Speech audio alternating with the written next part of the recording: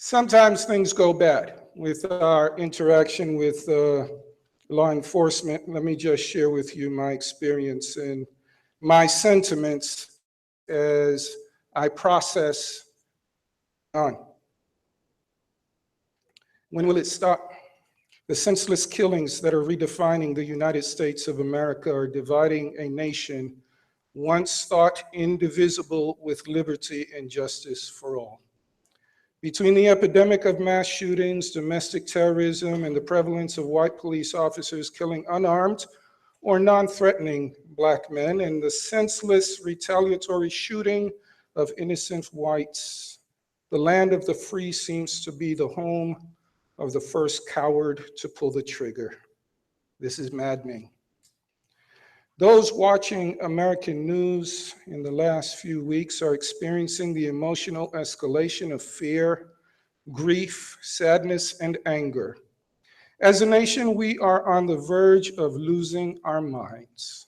We have become trigger-happy gun toters with scores to settle. The problem is we can't settle the score. The scoreboard is broken, and the numbers stay in flux.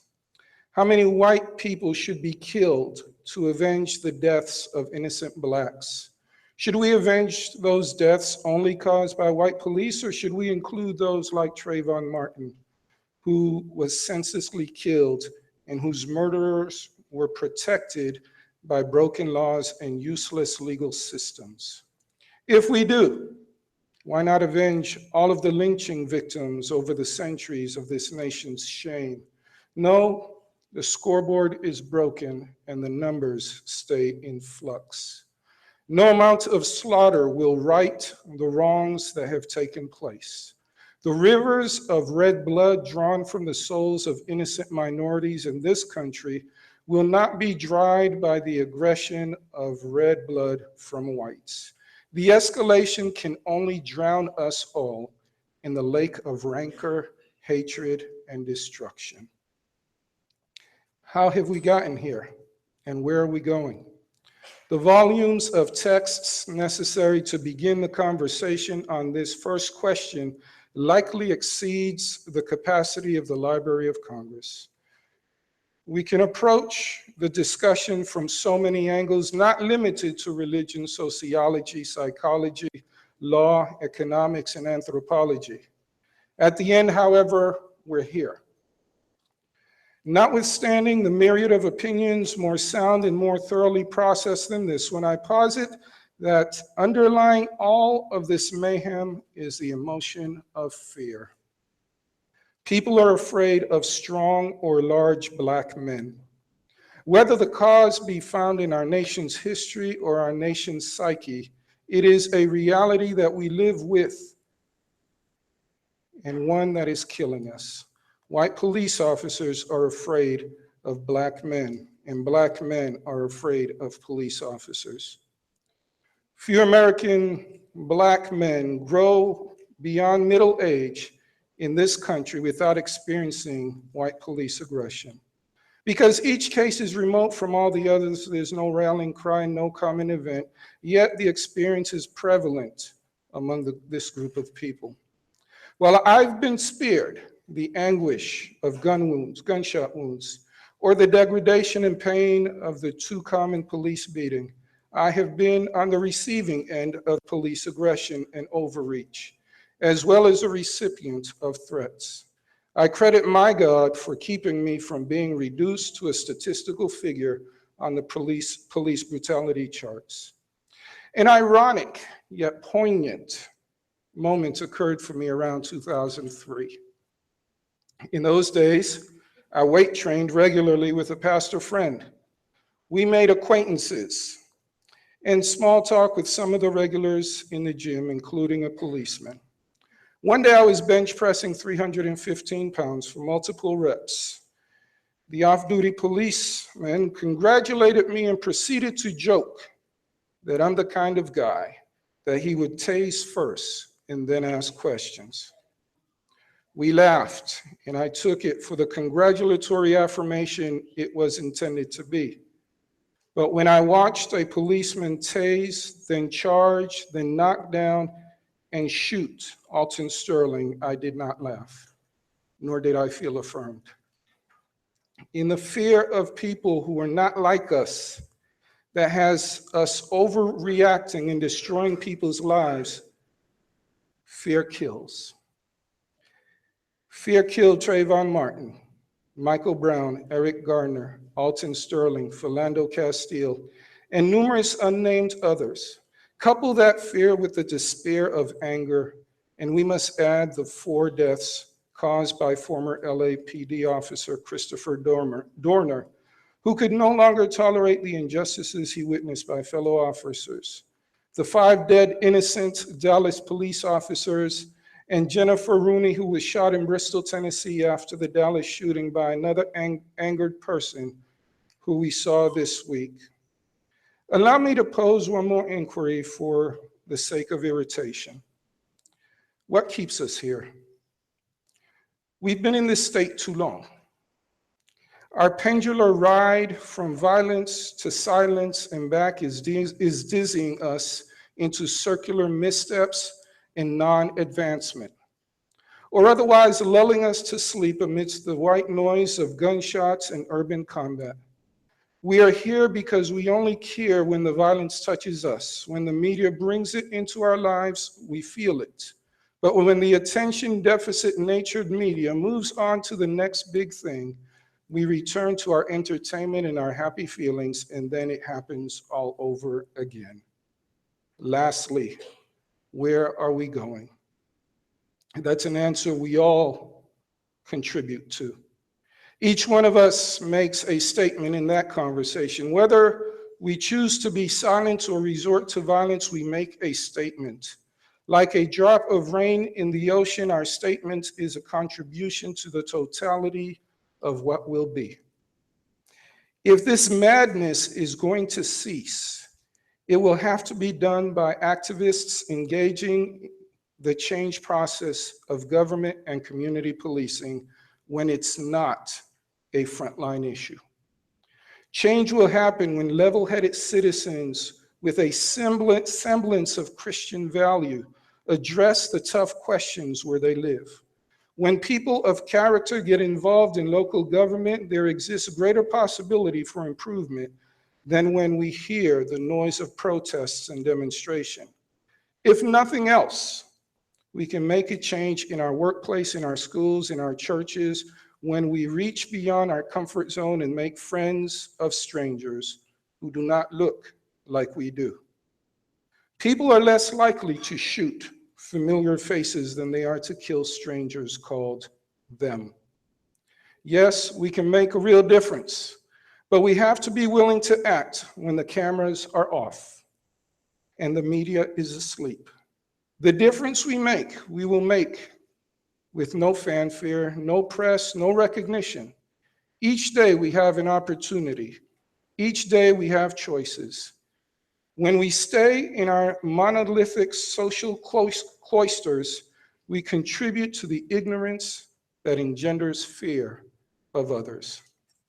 Each one of us has a responsibility to diffuse the fears that are plaguing our society and killing our nation.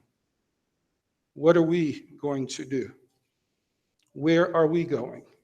You decide. Can y'all hear me? Y'all hear me all right? All right. I am Sergeant Clementina Dillard. I've been with the DeKalb County Police Department for 28 years. I come to you this afternoon as a Black American, a Black mother of Black sons, a police officer, the spouse of a police officer. So I wear just about every hat. Oh, I'm sorry, and a crime victim. I was shot twice by Black men. So I wear just about every hat that's in this whole game here that we're dealing with right now. It would be easy for me to change my view of people, particularly Black men, based on my experiences as a police officer and as a Black mother and as a crime victim, but I haven't done that. I think it's safe for me after 29 years, if you count my time with University of Georgia Police, 29 years in law enforcement, it is safe for me to stand before you and say that the vast majority of the police officers out here are doing what we're doing in here today. We are protecting and serving, doing it proudly with honor, and it is our pleasure to do it. What we do is a calling that's very evident because we don't get paid enough for what we do.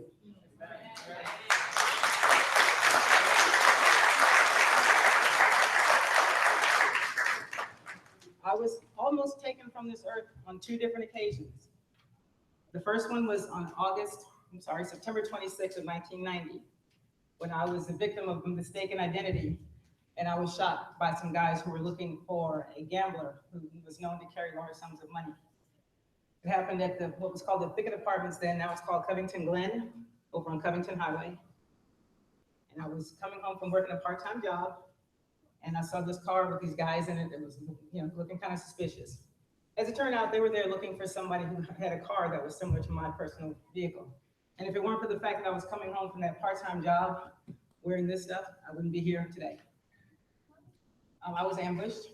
2 guys got out of the vehicle that they were in and shot me from both sides. One from the driver's side of the car I was sitting in, the other from the passenger side. Fortunately, my training and skills kicked in. People talk about that happening to them. It definitely happened to me that day, that night.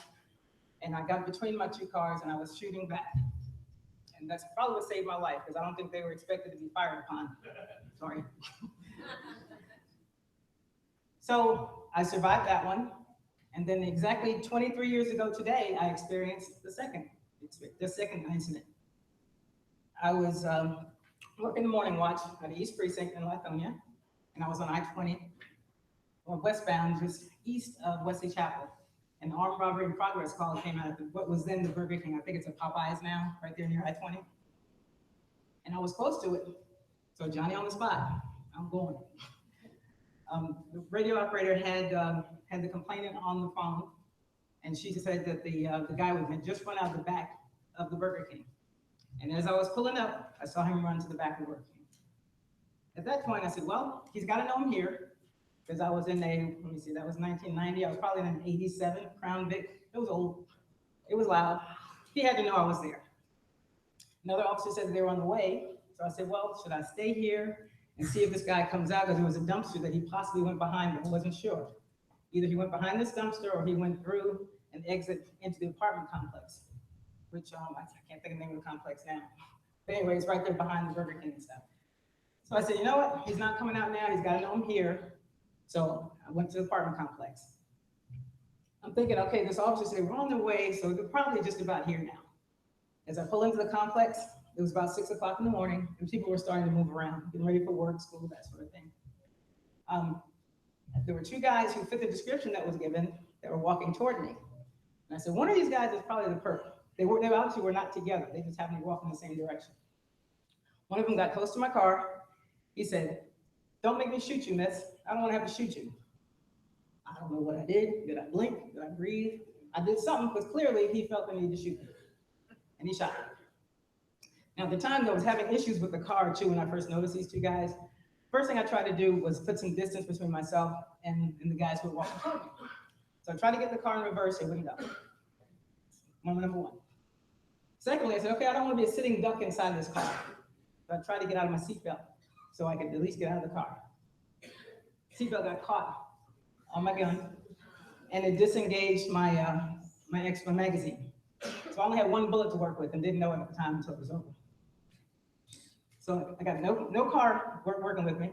So I said, let me try to get out of the car. Try to open the door. And apparently there's some old damage to that car door. It had been hyperextended.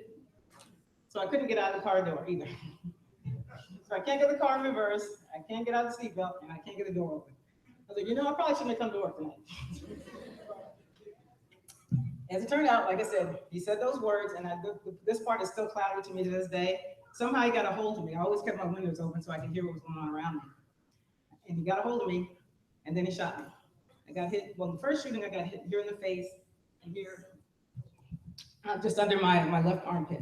The vest saved me on the first one. The vest didn't help me on the second one because I got hit below the vest. Got hit in the abdomen and the upper part of my hip here. By that time, the car starts rolling away. Now it goes in reverse, right? I don't need it anymore. So it starts rolling back and it hits a tree. And the guy comes and he could have finished me off. He could have finished me off. but there was a car that was parked beside the car that I was next to, and a lady had just taken her trash, and she was putting her trash in the dumpster, and she had put her kid in the car. The car was running, so she said, please don't take my car. My kid's in the car, my baby's in the car. But I was thinking, you know what? I'm a threat to this guy. The baby's not. Fortunately, he jumped in the car, did not hurt the child. He just took the car and drove it to the very back of the complex to get away from me. I had lost one of my best friends several months prior to that. He was killed in a motorcycle accident. So one of the first things I thought after I got shot was, okay, here we go. I guess I'll be seeing my buddy again. But fortunately, again, I'm here to talk about it.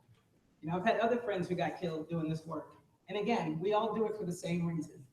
Some people might think that when officers overreact and are quick to pull out their guns and stuff, number one, a lot of them want to go home to see their families. That's number one. Number two, a lot of them are driven by the same thing that makes other people angry about people being victimized. And sometimes they just don't know how to cut it off. That's not a character flaw, it's just a mistake. I understand that sometimes our mistakes have a lot more serious consequences than most, but a lot of times it is just that, a mistake. Just about everybody who wears this badge and wears this uniform is in it for the same thing.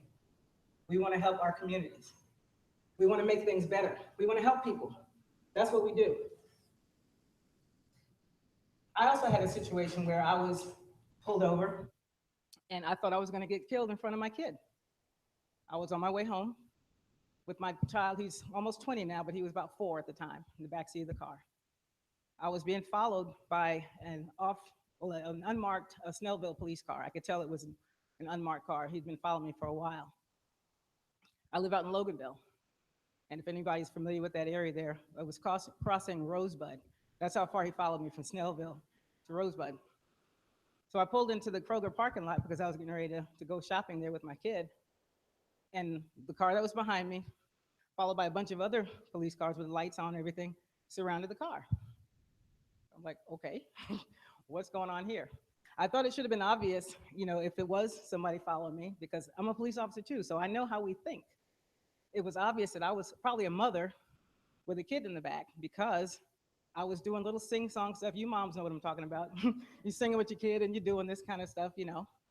And my kid's back there, we're singing and you know, hanging out and whatnot.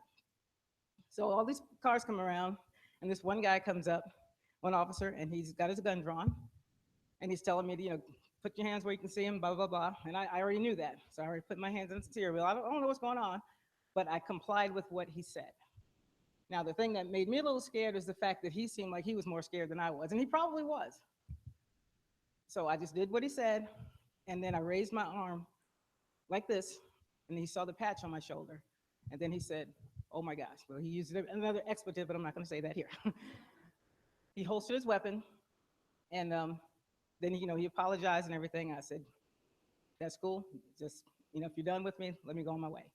What had occurred was there was an armed robbery that had happened, and the description of the vehicle was a white 4-door car. I was in a white Crown Vic. With the tag on the car was Sergeant CD. I had a personalized tag on the car. I thought, okay, surely, surely, because again, I'm a police officer too. This is probably not the car.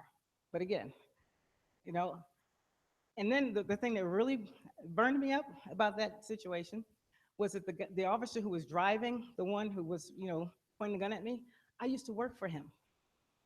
So I would think that at some point the tag had been run and my name would come up and they would have said, okay, clearly this is not the car. But that's not how it happened. So they let us go on our way. And my son, with his cute little 4-year-old self, said, hey, mommy, what's going on? I said, oh, that officer just wanted to say hello. And then we went on, said nothing else about it.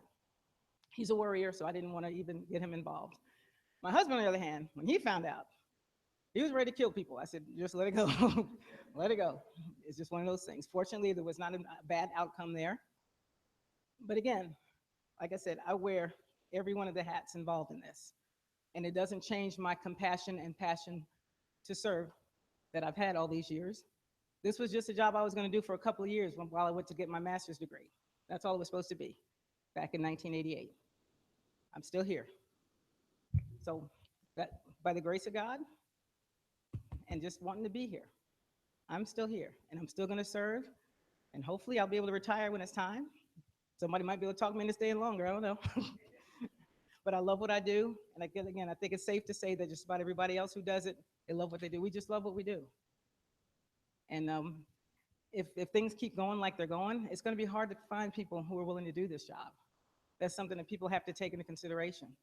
If we keep getting it from every angle, then there's not going to be anybody wanting to do this job. And I can't say I blame them, because it is a hard job to do, but it's very rewarding also. So that's my story, her part of it. Thank you.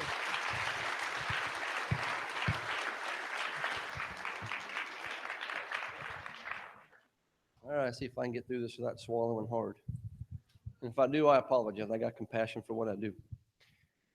The videos that you saw, I'm going to start off and poke the nerves some more, because in 2008, I was heading home from work. Well, I'll start off with this. The guys on this video, I shot an unarmed black guy. I had no choice. Okay? Did I enjoy it? Did I like it? No. Am I afraid of anybody in this room? Not a swinging person in here I'm afraid of. I'm going to guarantee you that right now. Not afraid of fight, not in the fear of that. It's just that I'm not afraid of anybody. I will take a bullet for you. I will stick my finger in your hole if something were to happen to you. I'm not afraid of anybody in here, first and foremost. I was going home minding my own business. I got a phone call. I was on a very small SWAT team, strike force type unit. Hang on, I'm going to step back. I've been in the department for 18 years. I was a state trooper for 2 years. I left the cab. I wore the big hat for 2 years, and I came back. I wanted to serve this community. I graduated from Stone Mountain High School. Okay?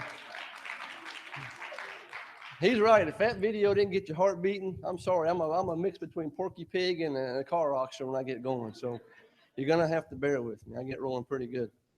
But I was heading home minding my own business, and we got a phone call. There was supposed to be an incident to occur at a prominent white school, if we're going to play that, over here on top of the north side of North Precinct. I got a phone call. I was almost home. I had to go to the school. We had to do a particular incident that was supposed to occur. The unit that I was on, there was about 10 of us on the team, and it was a pretty significant event that was going to occur. We did the school. We did what we had to do. We made plans for the next day. I was heading home. As I was pulling out of the parking lot, I heard on the AM side of the radio, as I was listening to a talk show, that there was a crash involving a MARTA vehicle on 85 South. I said, man, I got to work a wreck on the way home. That's the last thing I want to do. I crossed the county line. I said, I'm scot-free. So it's by 1 o'clock in the morning. I'm heading home. I had to be back up here at 06 to set up to do what we have to do at the school. As I crossed the county line, I hit the city limits of Atlanta. I see an individual standing, HOV lane, lane 1, lane 2. He's just standing there in the middle of the interstate, just hands to the side, staring. I said, well, this knucklehead right here he was a victim of the wreck. I got to get him off the roadway. Open up the door. I put all my blue lights on him in full uniform. Blue lights on the car. Car's marked. I step by the vehicle.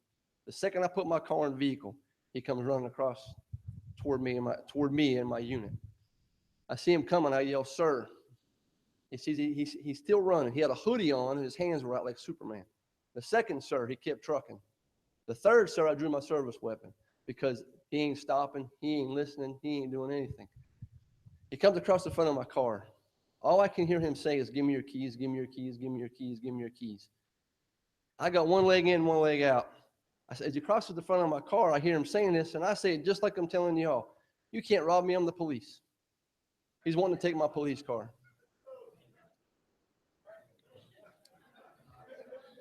Yeah. So it went downhill from there pretty quick.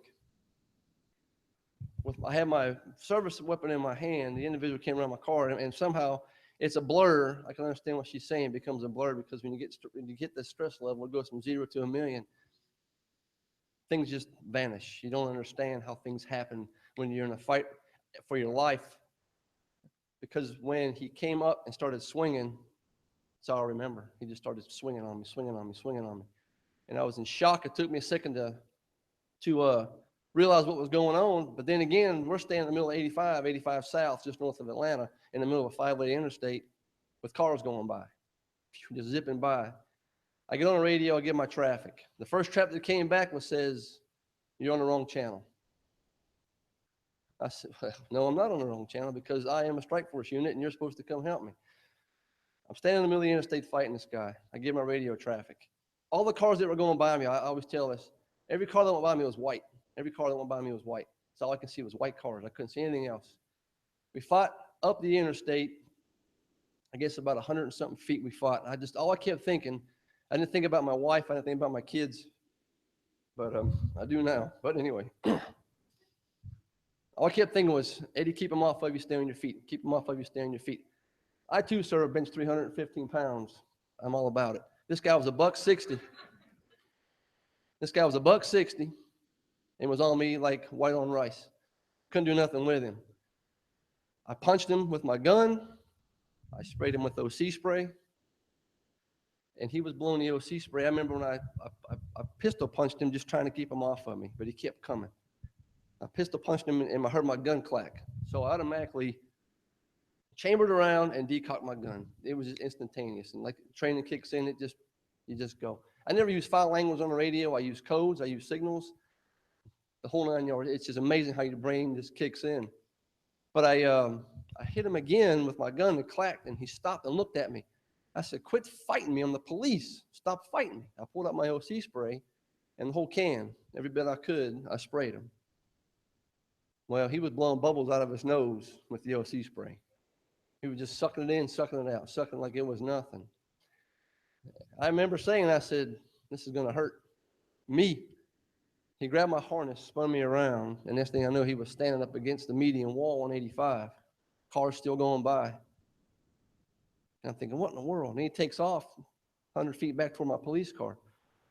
I got a cache of weapons. I had a cache of weapons in my car because of the unit I was on. He ends up hits my trunk. He touches my trunk.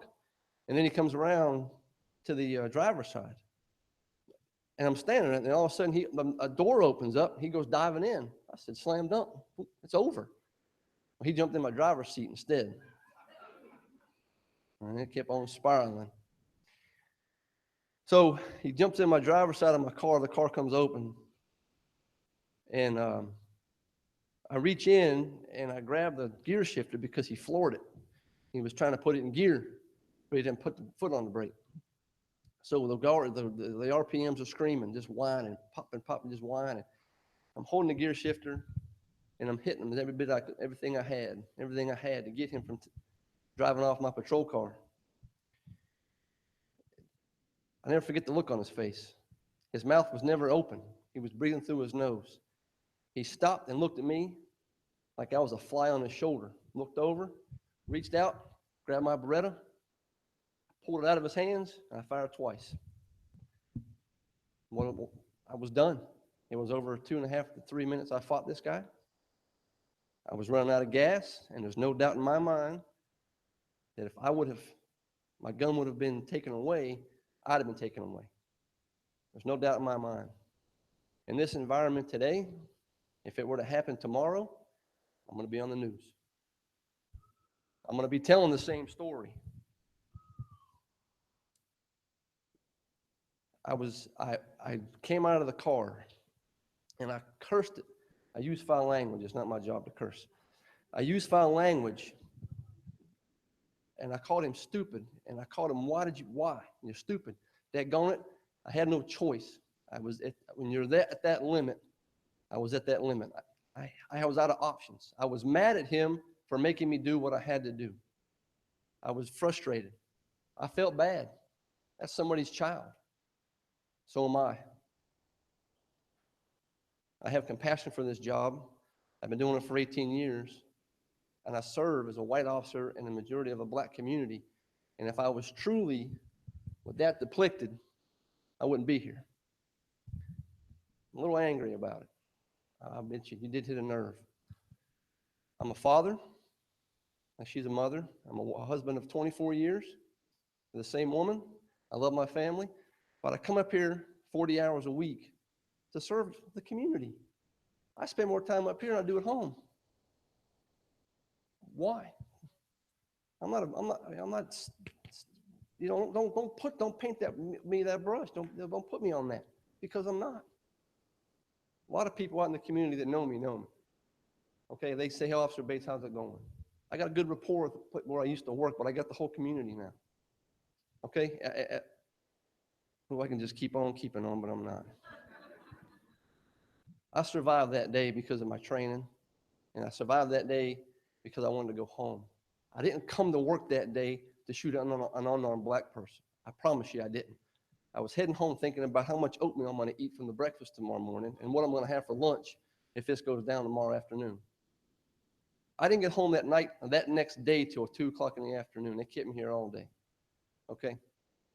If something were to happen 5 minutes, if something were to happen 2 seconds from now, and somebody's walking here with a gun right now, just like the video, a black man walks in here with a long gun, what would you want me to do? Okay, Second Amendment. Same thing. I don't care who would walk in here with a long gun. Same reaction would come, because this right here is not the place for it. It sticks out, right? Listen, folks, I don't want to keep on keeping on because that did hit a nerve, and I'm sorry.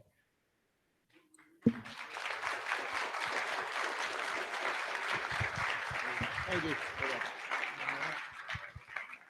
Going shorter. I am standing up, though. Good afternoon, everyone. Pastor Honore, I just want to say thank you for setting this up. We're privileged to be here, honored to be here, and very much needed. And I hope this continues. So thank you very much. That one's not mine. The first page starts with my name.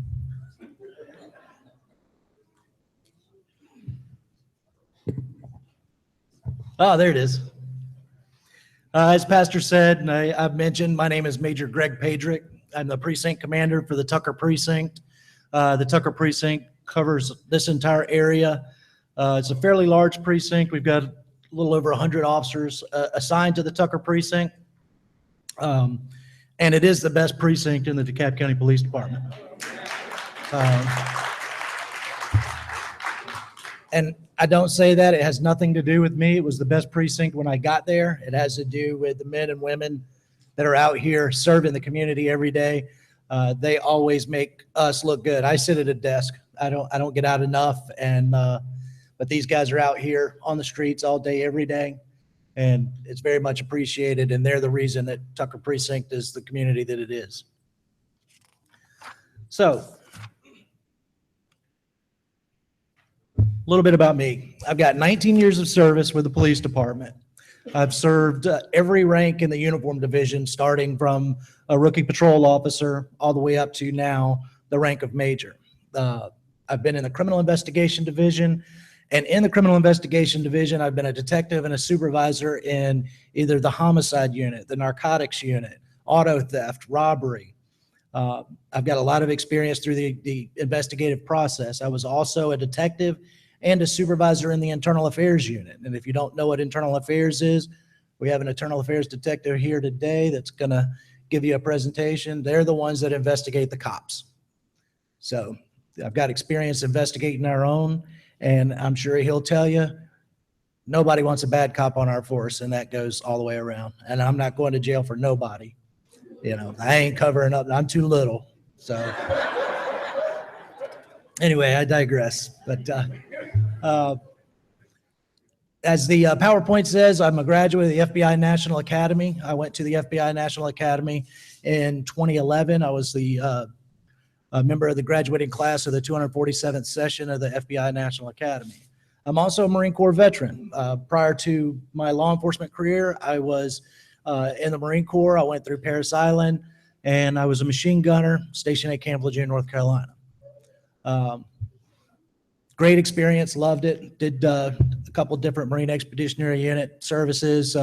We were special operations capable. It was a great time, and I'm happy to serve for the federal government and now our local government.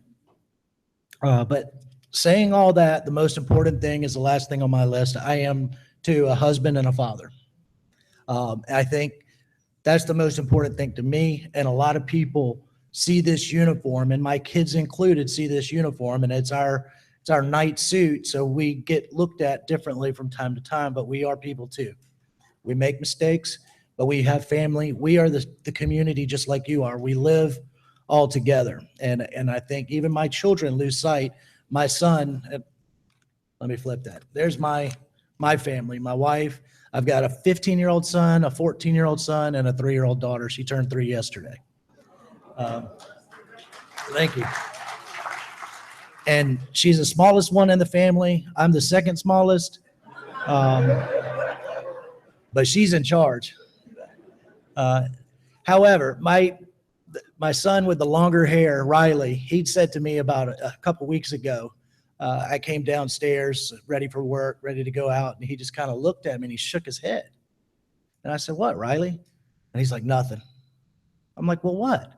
He's like, "I don't know. You don't look approachable," because I was in uniform, and I mean, that tells me a lot, that people do see this uniform as a barrier. And I think it's important to have these conversations, to see us, for you to see my family. We're all here. We're all in this together as one big community. It's not us against them. So my job today is to give you a little police report on two things I want to talk about. Law enforcement officers killed in the line of duty. Luckily, you heard from 2 officers from our department that have been involved in felonious attacks, and they've survived those, but all too often officers don't survive the felonious attacks. And then I'm going to transition into why traffic stops are so serious to the law enforcement officer. I don't know if you can see these numbers, but I'll give you a couple of them very quickly. This is the last 10 years, 2005 to 2014. And the reason it goes to 2014 is because these numbers are compiled by the FBI, their Bureau of Justice Statistics, and they have not completed the 2015 numbers. So we won't get those until they've gone through and filtered everything to know exactly what happened to every officer and every officer incident. But over the last 10 years, you can see, what is that, 505 officers killed. But what's more shocking is if it's broken down by region, almost half of those officers were killed right here in the South. So, and I don't think, out of a lot of the incidents that you've seen and everything else, I'm proud to say that in our community, you don't see a lot of that aggression and a lot of those mistakes that were made by some of these officers. Do we get it wrong sometimes? Absolutely. I'm not going to sit up here and lie to you and tell you that we get it right all the time. We don't. We're human. But back to the profile, I'm going to talk about the last year that we have statistics for, and this is in 2014. 51 officers in the United States were killed in 2014. They didn't just die in the line of duty. They were killed. Their life was taken by someone else. All of the people who died in the line of duty, they're not even in these numbers. The average age of the officer that was feloniously killed was 39. Average length of law enforcement service, 13 years. So it's not new guys, it's all walks. Some people that have been around a long time and some that are new. The worst time, which is a lot of these younger officers, they work. The worst time for the officers was from 4 p.m. to midnight, the most deadly time. 46 of the victims were killed with firearms. And as Officer Bates mentioned, this is important to know as well. 6 of them were killed by their own firearm. Their own firearm was taken from them and they were killed by it. So it does happen. It's a legitimate fear. Of the 59 alleged assailants, the bad guys, in connection with the deaths, 57 had prior criminal arrests. 11 of the bad guys were under judicial supervision, which means that they were out on probation, out on parole, out on bond. They were already in the system. A little bit more about the circumstances of the deaths. 11 officers responded to disturbance calls, but I highlighted one in red, and that's one of the things I wanted to talk about. The second most leading cause for 2014 and overall is traffic pursuits and traffic stops. More officers are killed on traffic stops than anything else, with the exception of responding to disturbance calls. So what do we know? Not everybody likes the police. I mean, that's clear. It's a real tag. It's Gwinnett County tag in the state of Georgia. I hate cops. And we know that. I mean, most of us that do this job, just like it's been mentioned, several times today, do it because it's a calling. They want to do the right thing. They need to be needed. They want to help the community. It's important. And we know that we're going to enter into some of the worst situations in someone's life, and they're not going to want to see the police. And that's okay. But before I talk about the traffic stops too much, I want to give you this disclaimer. Everything comes with the small print, fine print, and then the real fast talking at the end of the commercial. But this is just information, folks. I don't want anybody to get pulled over when I talk about what to do, what not to do in a traffic stop and say, well, Major Pedrick said I could do this, or Major Pedrick said I could do that, because yeah, and you'll see, I don't want you debating on the side of the road at all anyway. But this is not legal advice. It's just information. If you don't believe it, don't listen to it. If you do, it's just my advice over my 20-year career and what I've seen and studied so far. So first thing we know, first thing officers are taught, and that's what I'm going to go through first, is what officers are taught. First thing in the academy they're taught is there is no such thing as a routine traffic stop. What does that mean? Because you get the media will say, well, such and such was, pulled over on a routine traffic stop and arrested. No traffic stop is routine, but a lot of people don't like to see the police getting, citizens pulled over, things like that, and put up top of the PowerPoint. They have nothing better to do. I've said it. I've been in a hurry. Everybody slows down because the police are on the side of the road. It's like, come on. Don't they have anything better to do? There's a lot of benefits to these traffic stops, a lot of benefits that are overlooked. First and foremost, it's the safety to the public. It's our job to keep the motorists safe, keep the streets safe, cyclists, whether you're on a motorcycle, a bicycle, it doesn't matter, whether you're a pedestrian, whether you're a child playing in a neighborhood street. That's why we're here, to keep everybody moving safely, and traffic enforcement is part of that public safety service that we provide. Additionally, some of the benefits are the crime deterrent benefit. If you see blue lights, you know that the police are around. The visibility is important. And if I have somebody pulled over at the intersection in front of a Quick Trip, and bad guy comes up and was getting ready, his plan was to rob the Quick Trip, but he sees a police car out front with blue lights on. Guess what? We don't know about it, but we just prevented that robbery. That guy's going to go somewhere else because, I don't think they would be brave enough to go on in if we're out in front, but you never know. In addition to that, if we pull somebody over, it may lead to other crimes, human trafficking. Here at the church, I've seen the sign.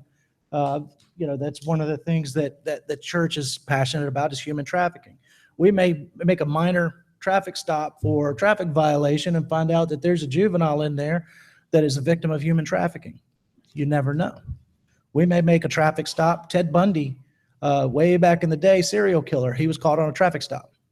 It was just a minor traffic offense, and that's how he was arrested. So a lot of times there's other things that come out of those traffic stops if something just don't look right. Oftentimes when officers are out here patrolling the streets, they're running registration tags.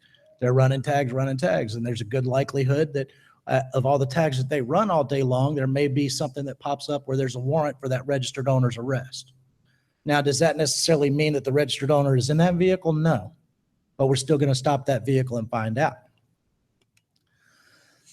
Some of the common reasons for a traffic stop are the moving violations, which is speeding, improper lane change, things like that. And then there's non-moving violations. Non-moving violation could be a tail light out, brake lights out, headlights out.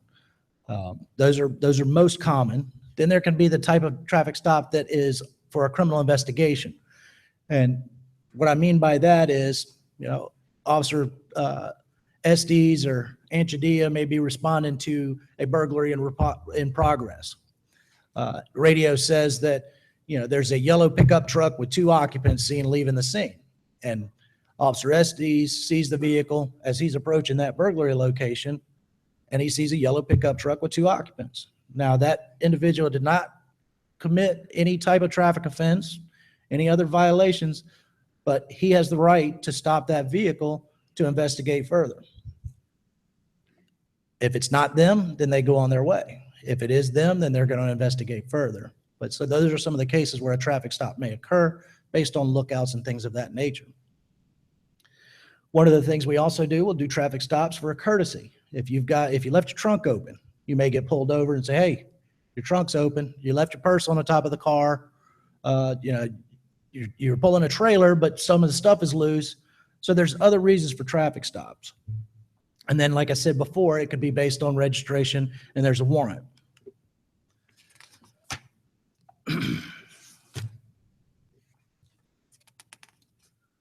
So when it comes to officer safety and survival, law enforcement officers receive a great deal of training when it comes to traffic stops. Like I said earlier, there is no routine traffic stop. Whenever we approach a vehicle, it's never the same person, and we never know what's in there. We don't know who's in it, what's in it, where they're coming from, or anything else, so they're already on a heightened sense of alert walking up to that vehicle. So some of the things they're thinking about, they get that vehicle stopped, pulled over to the side of the road in traffic. Now they're thinking about where are the occupant's hands, who's in the vehicle, how many people are in the vehicle, is there any contraband in the vehicle, is there guns in the vehicle, other occupants. There's so many things going through their mind as they're walking up to that vehicle. They've also got traffic rushing by. Are they going to get hit by another car? So many things are processing so quickly during that traffic stop. So the officer makes it up to your car. You may get an officer-friendly greeting like I would do. I would say, good afternoon, sir, ma'am. I'm officer friendly. I pulled you over because you left your purse on the hood.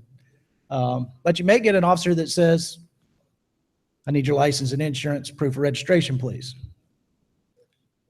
Is that the best way to go about it? No, but we've got some baseline officers that it's not necessarily wrong. We try to train our officers better than that. That's part of this entire community-oriented policing and community education experience. I like to look at it, and I like to teach the officers to look at it, that I want someone to talk like to any individual like they would if that was their mom, their wife's mom. It doesn't matter. But that works both ways too, because we do get, we get it on the other side, and we've got to remember to stay calm as well. So you get the greeting. They're going to ask for your license, your insurance, registration, and then they'll ask you, or then they'll advise you why they pulled you over. Oh, why do they wait till then? Well, they want to know who they're talking to. Again, they're walking up to a vehicle they don't know. So you provide your identification, and you get the information out. They're going to go back to the patrol car. They may do a computer inquiry. They may write a citation. They may write a warning. They may find out that you have a warrant for your arrest. So now they've got to process all this information. They're going to figure out what they're going to do on that traffic stop. And the ultimate goal every time is to complete that traffic stop safely, professionally. They have to do their reports, and then they have to go back into service. They may be heading to another traffic stop. They may have come from a previous traffic stop. They've come from all kinds of things. So let's talk a little bit about what citizen safety and survival. What can citizens do, understanding a little bit about what officers are going through when they get pulled over. First thing, and it's the best advice I can give you, is just slow down and calm down. Pull over to the right, come to a complete stop, and stay in your vehicle unless you're asked to get out. You've seen so many occasions where people just jump out of the car. They want to know what they got pulled over for, and that's just the wrong way to approach it. When you get over to the side of the road and you've safely stopped, roll down your window completely. There are many occasions where people won't even roll down their window for us. Makes it a little bit difficult to have that dialogue and have that conversation when the window's up, and then we get forced into, another alternative method to complete that traffic stop safely. Makes it a little bit more difficult. Keep your hands on the steering wheel at all times. And this is advice I give to my kids that are starting to drive. This is advice I give to my family. This is the advice that I give myself whenever I'm off duty and if I get pulled over. If it's dark outside, turn on your interior light. I know on my POV, my personal car, my windows are tinted too dark, so I roll down all the windows so they don't see that my windows are probably too dark, and then I turn on the light. Because I don't want to get a tent violation ticket. So what do you do? And this comes up a lot in a lot of community meetings and things of that nature. How do I know it's a police officer? Because there have been instances where people are out there impersonating police, have a particular vehicle that looks like a police vehicle, and then end up robbing somebody or anything else. Best advice I can give you for that: call 911. If you're not sure it's a cop behind you, call 911. The dispatch, tell them who you are, where you're at, what you got going on, and the dispatcher will be able to tell you if that's an officer behind you or not. In the meantime, look for a safe place to pull over in a well-lit, well-populated area. Put your hazards on. Normally, as officers, if we see somebody puts their hazards on, they're not driving fast, they're not trying to evade or anything else, we can understand the extra anxiety, and you want to get to a well-lit location, a safe, heavily populated area, we're okay with that. And then when when you get pulled over, you do find out it's an officer, say, sorry, officer, I called 911 dispatch too. I didn't know for sure if you were an officer. I don't know if radio, and most of the time radio will say, the car you're trying to pull over is calling 911. We'll say, okay, we'll tell them to pull over, So those are some of the safest things that you can do for that. Now let's talk about the traffic stop itself. You get a ticket, you don't get a ticket. The reason for the traffic stop, you agree, you disagree. Officers are not going to have court on the side of the road. They're not going to be able to debate it on the side of the road. And I don't know of hardly any instance where that has reached a successful conclusion. It turns into complaints and everything else. So my advice to you is, if you agree or disagree, if you don't agree with the reason for the stop, if you don't agree on the reason for the citation or the officer's demeanor, don't get into an argument with them. What you want to do is get all of the relevant and pertinent information: the officer's name, the officer's badge number, the date, time, location. Take down all this information. Are there any witnesses? Record all of this information to keep for later. If you get arrested, don't resist arrest. Whether you believe that it was unlawful arrest, you have rights, and those rights will be afforded to you. It becomes a use of force situation, and should you be falsely arrested? No, nobody should. Has it happened? Probably so. But hopefully it reaches the judicial process and gets adjudicated properly, and the person gets exonerated. If you get arrested, you'll be informed of your charges. They'll tell you what you're charged with. They may or may not read you your rights. A lot of people say, well, he didn't read me my rights. Well, did he question you about the crime? No. So part of the Miranda rights come in, where if you're arrested in custody, for us to have to read you your rights, we would have to talk about the specific crime or ask you questions about the specific crime. So that's a little, gets confusing from time to time. But never forget, you have the right to legal representation.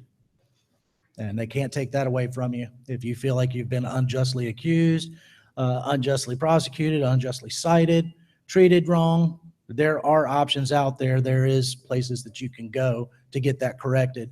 But it never works out well on the side of the road, and it never works out well when people resist, for either one of us. Like I said before, you have options. You got the lawyer option. You can present your case in court, present your evidence in court. Just because you've been arrested, just because you've received a citation, doesn't mean you're guilty of anything. It means you're accused. Then the state has to prove that accusation beyond a reasonable doubt for you to be convicted of anything. So you can defend that. Secondly, and probably most importantly, talking about traffic stops and things like this, is the ability to file a complaint. A lot of people don't think that we as a department take complaints seriously, and that is absolutely not the case. Like I said earlier today, I was in internal affairs myself. The department's stance on employee misconduct is it will not be tolerated. It will be addressed quickly, swiftly, and correctly. Again, I'm not covering up for nobody. I'm too little to go to jail. So how do you file a complaint? There's two different ways to file a complaint. First, if it's in the Tucker precinct area, you can come to my precinct. You can come up to the precinct. You can speak to me personally. You can speak to a supervisor. We'll assign that complaint to the appropriate supervisor to address the issue. We're at 4451 Lawrenceville Highway. Those are our hours. That's the main line. I had my number up earlier. I hope everybody saw it. If you didn't, I'll tell you real quick. It's 911. Just kidding. I have cards, so if you want a card, come see me. I have my cards, and it has my direct line on there as well. Second way to file a complaint, if you don't feel comfortable and don't feel like the Tucker Precinct Administration will handle it properly, there you have the avenue of internal affairs. And I can tell you what happens with internal affairs. Internal affairs works directly for the chief of police. They're not in any of the uniform or any other division's chain of command. They report directly to the chief. And their job is to protect the department, protect the public, protect the employee, and remove unfit personnel. They've got a hard job. If you go and file a complaint with them, in some cases, they send those complaints back to us. If it's something of a professional image issue or something like that, that can be handled at the line level. But they even review our cases once we submit them through to them as well. So, in closing, traffic stops are a vital and very important function of public safety. It's more than revenue generating. I think, I don't even think they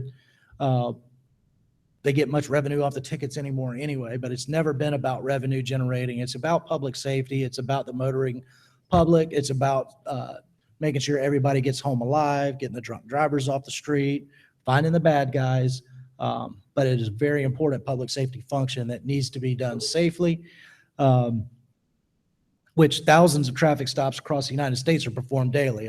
I'm sure there's several hundred that have been performed in DeKalb County just today alone, and they've been performed safely. So it happens a lot. It happens often.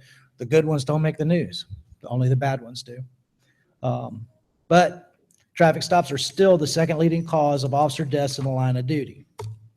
So don't forget that they create anxiety for you and for the officers. The purpose of this presentation is to try to minimize that anxiety on your part and let you know that you do have recourse if you feel like you've been treated inappropriately coming in contact on a traffic stop or anywhere else.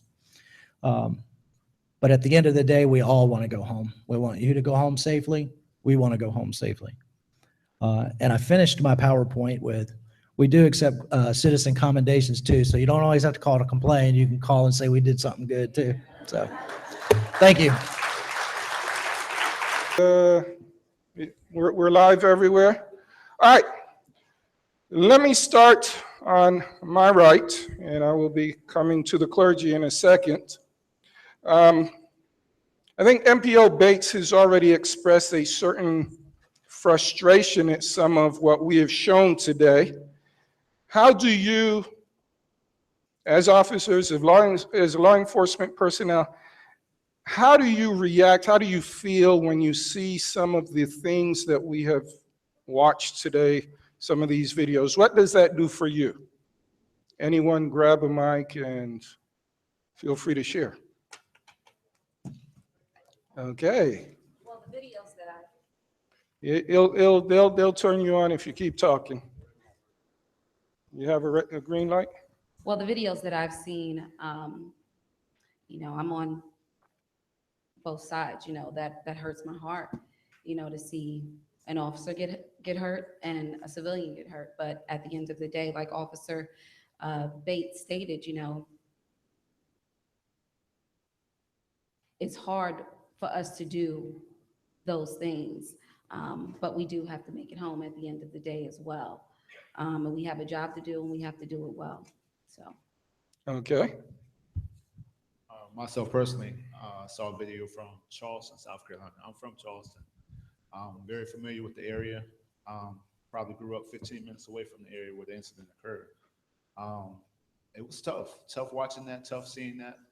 Like she said, I'm on both sides of the fence. A law enforcement officer, grew up, experienced situations dealing with officers as well. But I took it upon myself to become an officer so I can change one step at a time. So. All right, thank you. I'll take one more on that. If I get Officer Gaddis, what What does that do for you or to you or at you? I mean, You're on. all right. I mean, regardless of what happened, nobody wants to see a life being taken, whether it's law enforcement or a civilian. But when we go home at the end of the day, when we take these off, I mean, we're still law enforcement to an extent, but then we're out in the streets like normal civilians. So, I mean, we see both sides of it. We're not one side of it. That's what I'm trying to say. All right, thank you. Jump in, thing for you. This is, my name is Sergeant Ovester. I've been a police officer for 15 years, and this has been a very, very difficult year, I think, for all of us. And so seeing the videos, both ways, the good ones and the bad ones, just make us really think about, do we want to do this career? I know that there's been several officers that have come up to me and said, I've got my application in elsewhere. And that's sad to see. It really is, because we need more officers out there, not less, in my opinion. Okay, thank you. Pastor Moore, feel free to join us here at the table. There is an empty seat, and your name is right in front of it. And thank you for coming. I did share with the congregation that you had a funeral that you had to attend and could not get here on time, but we thank you for showing up right in time. I guess I ought to say up front, and I'm sure the clergy will reiterate for me, that everyone that is in this room, and I believe most well-thinking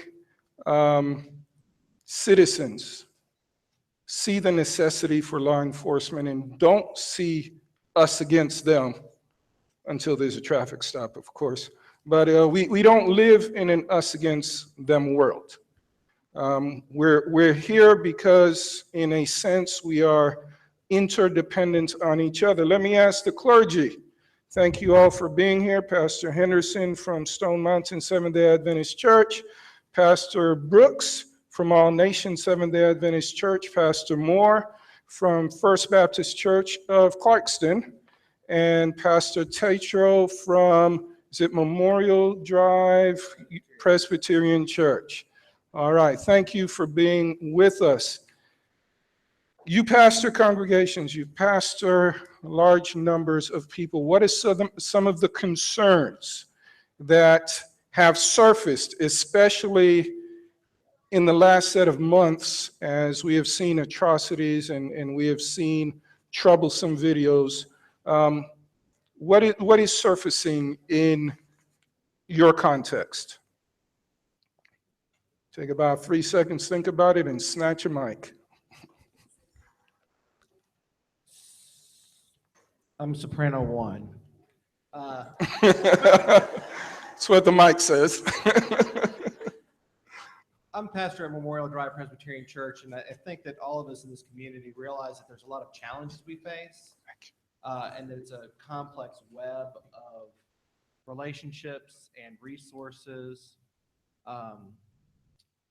And I think the clergy recognize the difficulty the police have in doing their jobs, because we're not called just to preach the good news of the gospel.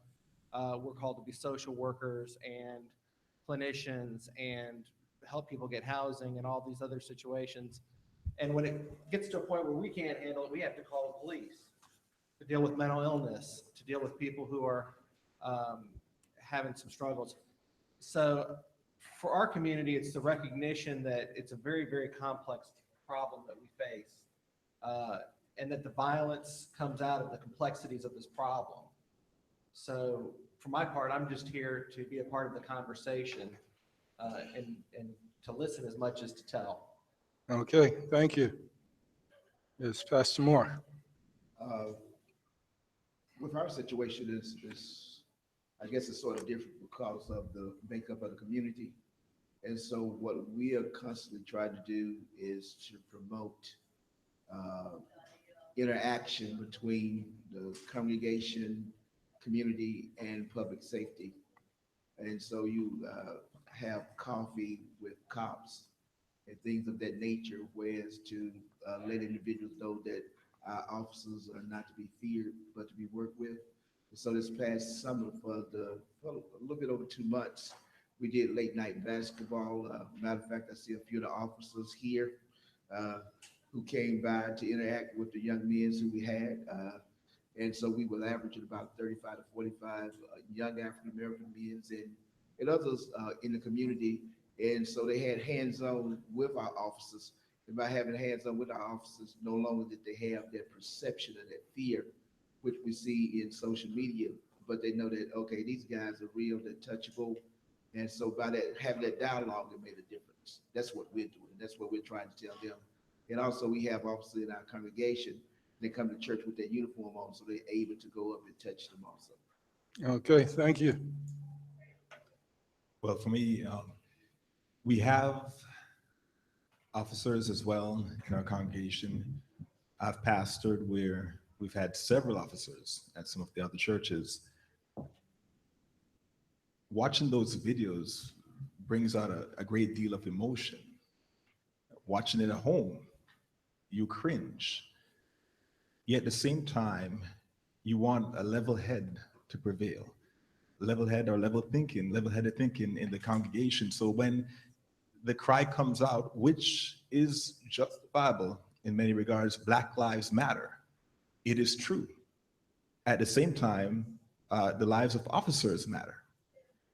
Having two groups with different views and being a pastor to in essence, to collaborate those two views can be sometimes difficult. Yet I gather from what I'm listening to here and just being here, observing, we need to listen to each other and express a great deal of empathy. All right, thank you. Pastor Anderson. Thank you, Pastor Honore. Being at Stone Mountain, I have a great opportunity to work with the youth here at the church as the youth pastor.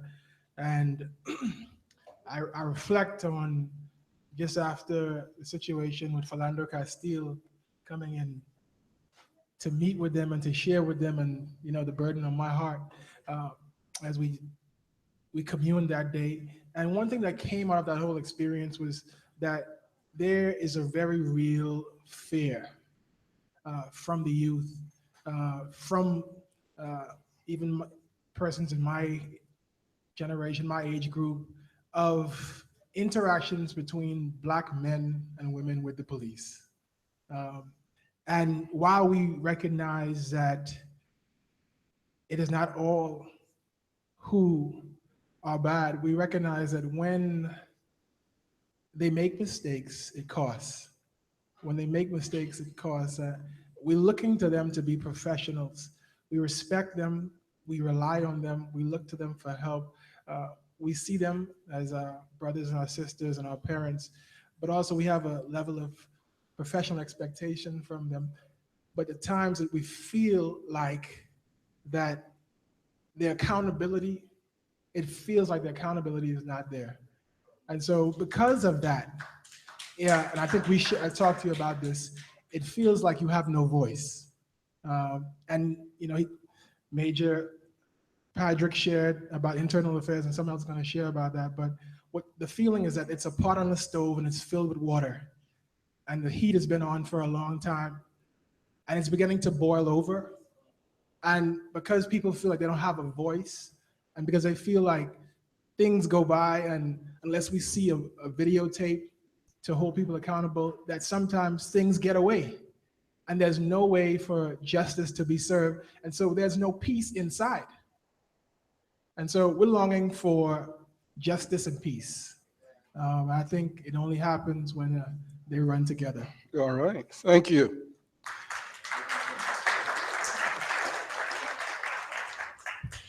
We're going to take some of the questions written down on the cards very shortly. I just want to do a mass conversation right now. We're going to do it by show of hands because that is so much easier than having everyone talk at the same time. I'm just going to ask a couple questions here. How many people in this room right now feel that law enforcement is a necessary part of community and that law enforcement, public safety, is here to protect you? Just raise your hand. All right, thank you. That's almost unanimous. How many people in the room feel that injustices take place between law enforcement and civilian, and there are occasions of overreach, and it bothers you, raise your hand. All right. Pretty much the same set of people that are saying, you're here for us, we are, should we say friends, we are part of the same community, are the same people that are saying, I am concerned about some of the problems. Therefore, the conversation is valid. Let's take some questions. Let's start with Officer Gaddis. If you would share some of the questions that have been put before you, and maybe we can talk about those. The majority of my questions have to do with traffic stops. Almost all of them do, actually. Major Pager covered it for the most part, but I can reiterate. But there's a lot of things when we're on a traffic stop, there's a lot of things that we're doing for our own safety, like things like touching the back of the car or standing where we stand, where you may not be able to see us all the way, or it seems like we're way behind and you can't make eye contact with us and stuff. There's a lot of things that we do that you may not understand that we're doing for our own good. And at the end of the day, and at the end of that traffic stop, best believe I want to go home to my family, just like you do. It's none of our intention. Nobody has an intention or wakes up in the morning and has a goal to go out and get into anything that's going to make them or somebody else lose their life. And like Major Patrick explained, we're doing the traffic stops for certain reasons. I mean, he explained them all. I mean, it's pedestrian, or it could save an accident from happening, anything like that. Let's see. And there's one in here about passengers and what we look for. Basically, from the time that we hit the blue lights, I mean, our eyes are going to be on you, and if we see a lot of movement in the car, it automatically raises suspicion, and so that's already going to have us on edge because we don't know what you're moving for. We don't know, like Major Patrick said, we don't know what's in that car. We don't know what anybody's intention is. Just about anybody can fire a firearm. We don't know what your intentions are or what your passenger intentions are. So the best advice I can give you is always try to keep it to where we can see your hands. And even if you don't agree with what we say at that certain moment, just comply with what we say at that point in time, and we can discuss it once everything calms down. But at first, we're just trying to get the situation under control so that we feel comfortable and we can conduct that traffic stop and go home to our families just like we want you to as well. Okay, thank you. Pastor Brooks. Now, I hear that, you have to be calm, respectful, but what happened to Philando Castile? He was there, had his hand on the steering wheel, and was asked for the driver's license and such, went for it, and was shot. Now, if the officer feels intimidated or stress level hikes, and you are the driver and you can see that the officer is now, anxious, you're becoming anxious, what are we supposed to do in that case?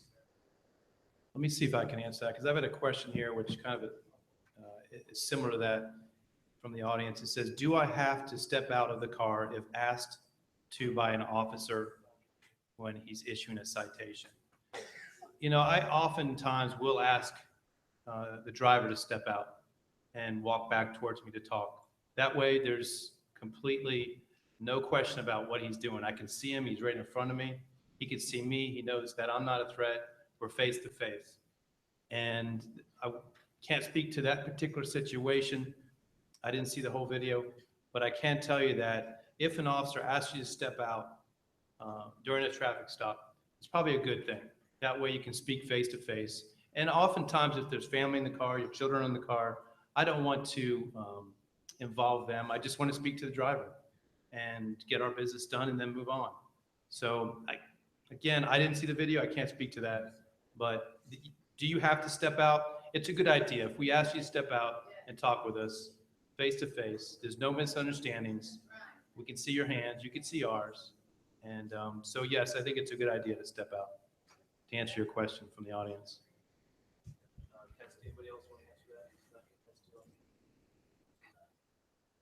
Okay. Let's go ahead and take some more cards from the congregation. Who wants? I guess they're all grouped with similar types of questions, so yes. Here's a question from the audience. Do officers have to get a certain amount of tickets or points per month? So they have to, in order to get paid.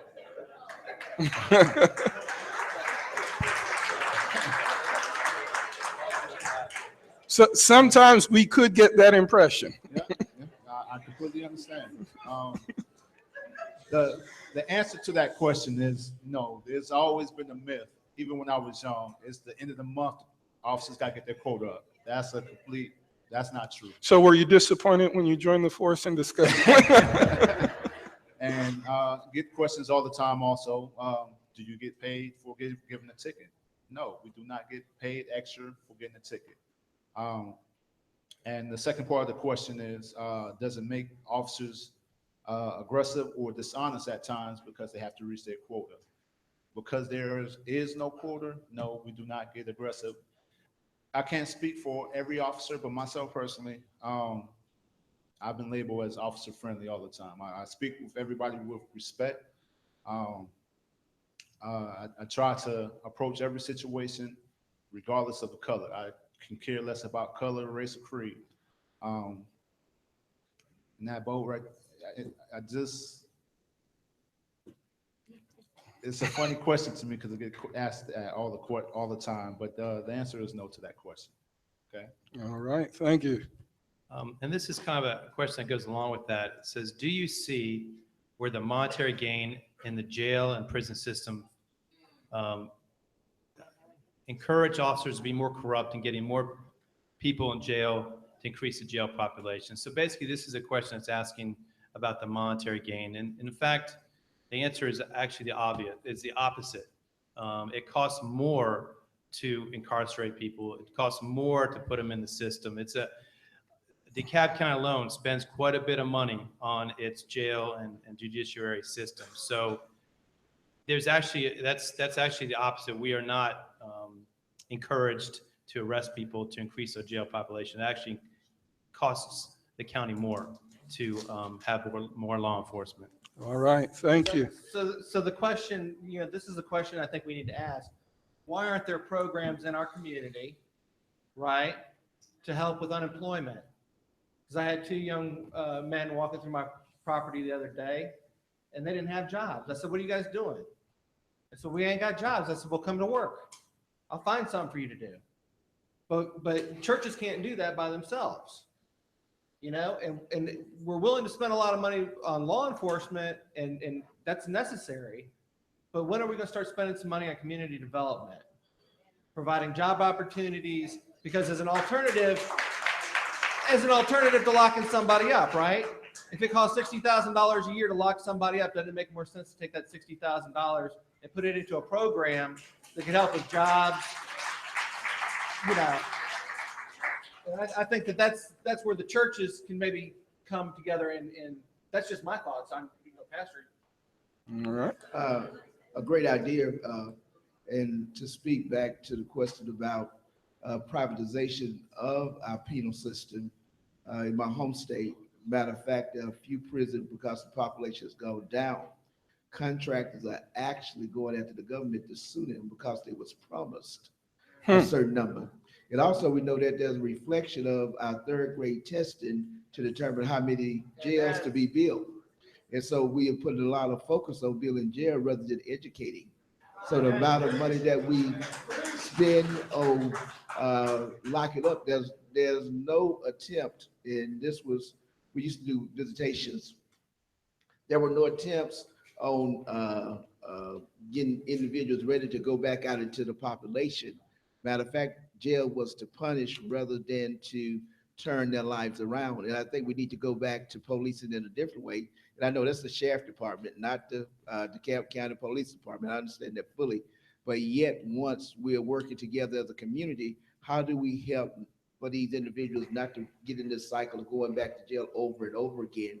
And if somebody don't be employed, somebody don't employ them, one thing my grandmother taught me, say, if they don't work, they're gonna steal. Well, Amen. all right, thank you. Who would like to speak to that point, or I realize this is not the social work department of DeKalb County, and that is something, you know, there probably should be more departments represented in the conversation, and maybe next time there will Well, be. I mean, I think that that's what we recognize, right? Mhm. Your job has become much more than what you signed up for. Because my job has become much more than I signed up for too. You know, I thought I was gonna be doing visitations and praying with people and doing some weddings and some funerals and preaching the word. And I'm a social worker and I'm a, you know, all these other things too. Don't forget mover. Yeah, that too. So, I mean, I think what I'm really encouraged by is the fact that Major Patrick, is it Captain Patrick? Major Patrick has done a really good job of trying to bring the clergy together and the officers together to try to have these kinds of conversations. But we have some systemic problems that go far beyond what can happen here. We need to have the system addressed. I Absolutely. think that's what we're getting at. Absolutely. Detective Johnson, you have a series of cards, I guess, one or two different themes in front of you. If There's one question here. It says, how do you deal with mental illness people? About 4 or 5 years ago, the police department was presented with a course called Crisis Intervention.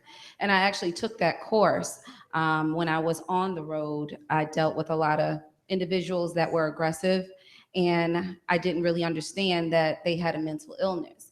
Once I took this class, you know, it taught me a lot about their symptoms, you know, their diagnosis. We even took, we even did role playing, and we put ourselves in their shoes on how they feel.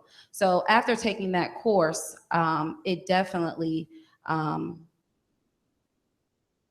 taught me how to be empathetic with individuals that have mental illness. And now it is mandatory for our whole department to actually take this course as well. All right, thank you.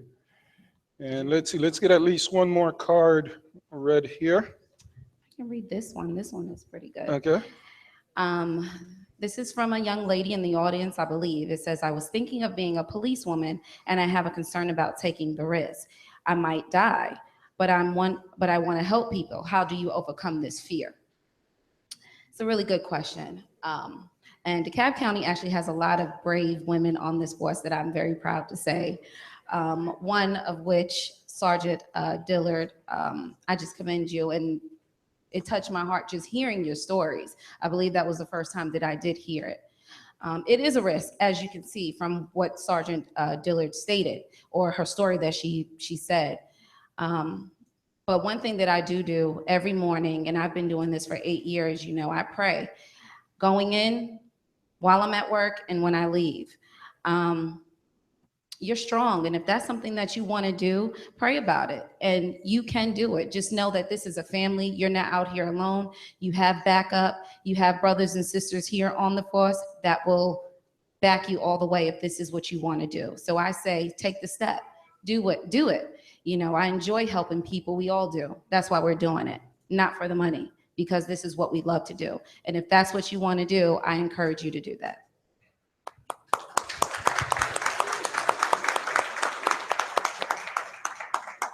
Let's see, Sergeant Obester, you have quite a number of cards. Maybe you can hit a few of them. I realize we did start 15 minutes late and it's getting late in the day, but I want to make sure as many cards as we can cover get read. Well, let me just paraphrase.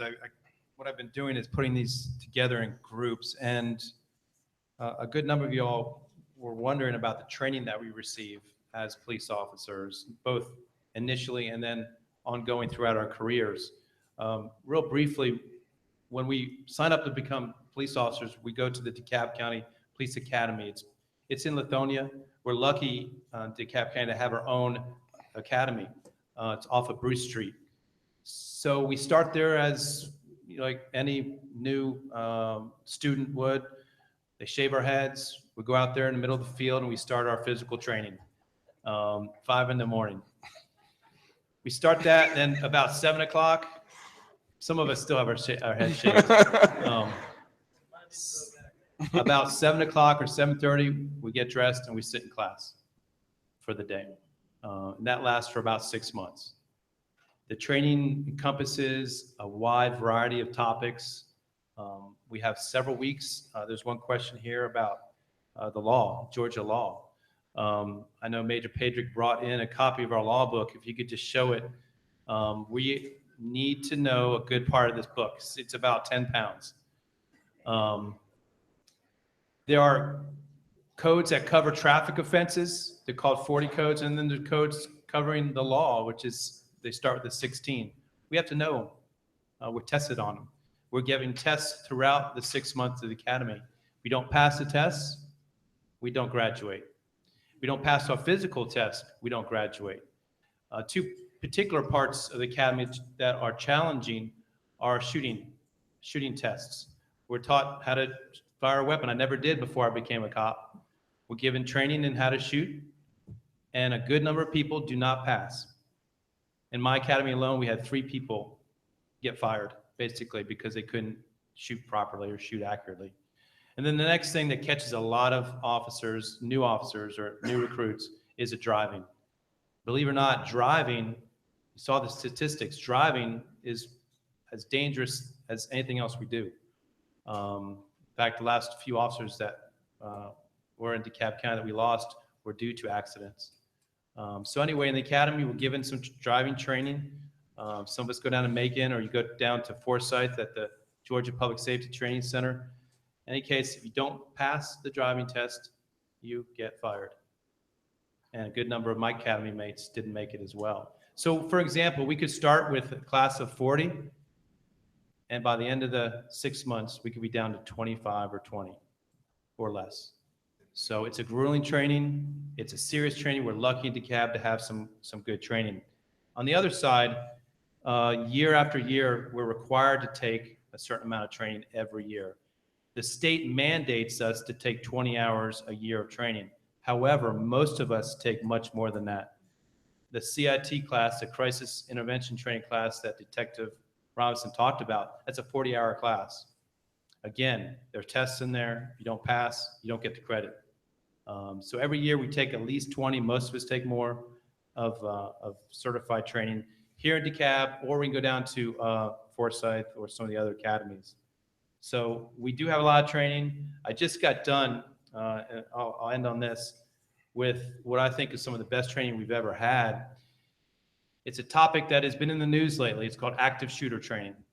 Unfortunately, I don't know if it's a new phenomenon, but we've had in the last few years instances where people that have either mental health issues or other issues go into a school or a store or a nightclub and proceed to murder people. Well, we've been receiving and have received this year specific training to handle this type of scenario. In the past, we had certain tactics that we would use that didn't work. Well, nowadays, we have something new. We go in, we don't wait. We maybe have one officer join us, but we will go in and we'll stop that situation from getting worse.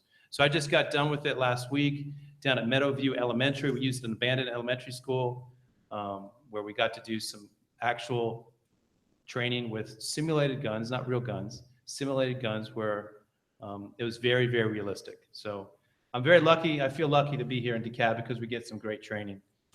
So that should take care of about 5 questions right here. All right. 5 cards. Thank you. Let's turn back to the clergy table. Moving forward, what are some of your desires, aspirations, wishes, fantasies, hopes, dreams in terms of the relationship between police department? And let's try to localize it here to DeKalb County because we cannot affect the whole world. We're here. We can talk to each other. What would we want to see? DeKalb and Gwinnett. Did Gwinnett County ever show up? No? Okay. We'll have to have a special meeting again. So, pastors, share with us your heart's concern. Well, just a little bit of research. Across America, there are 350,000 religious congregations, and most congregations have about 100 to 400 members. So the statistics are showing that we have about 45 million volunteers that are available in America to help and to partner with the officers. And I want just to let you know that For me, and I think I speak for my clergy, my fellow clergy, we love all our officers. We love the police force. We support as much as possible. And I'm just hoping that there are more ways that we can collaborate together as faith-based organizations with the police force. And going forward, this is a great start and it's a great step. And I'm just hoping that we can continue to partner. Another clergy contribution? To what he just said, I think one thing we've done here in DeKalb County that I think is just not spreading is that under Dr. Alexander, who is the public safety director, he actually started working with the faith-based group to bring them together. And by coming together to try to be proactive to address some of the issues that we have in DeKalb County. And so we've tried to bring public safety, faith-based, and the education arm together. And we created what we call Right Choice. And under Right Choice, what we did was start targeting some of the schools and targeting individuals who might be at risk to bring them in and start working with them. And one of the hard things is though the statistics is there that we might have 45 million volunteers. Anybody that passed to know you only gonna get 20% of them that's doing anything, 15%. That'll do anything. Listen, I'm going to defend that 20, okay? So 15 to 20, somewhere in there, that will actually do the work. So we need more hands on board to actually to make this come to pass. So by us working together, all arms of the community, I think that we can start turning things around. Will we eliminate all the bad apples? No. That's just part of, I think, what we have to live with. Part of our reality, okay. Okay, I'm being asked if we can open up the comments as, did all of the areas of questions surface? There are a bunch of questions here about how we police ourselves, how we correct bad behavior amongst our department officers, but I'm going to leave these questions to Detective Young from our Internal Affairs Division. He'll be up in a few minutes. Okay.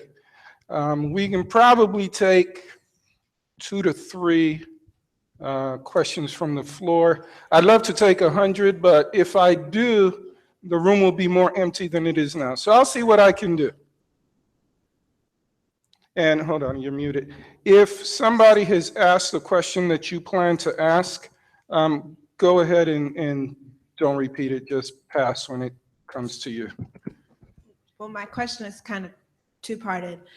Is there, because we see these videos, and especially in the first video that was seen, you see a reaction to a Caucasian male with an open carry gun. The officer approached him, he asked his questions.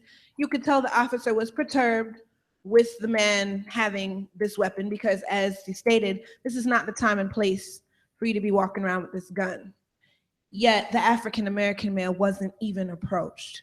So honestly, is there a fear of African-American men? We can't talk about everywhere else. Here in DeKalb County, as police officers, are you afraid of our African-American young men? If so, what is it? What is it that my brother or my dad or anybody could do? Or that you're not scared of them because they're good people who may have messed up? What is it that they need to do to survive? Because we understand that you want to survive. I would never want my family member to be in your position and be scared. So what can we do? Honestly, are you afraid of us? And if you are, what can we do to fix that? Thank you.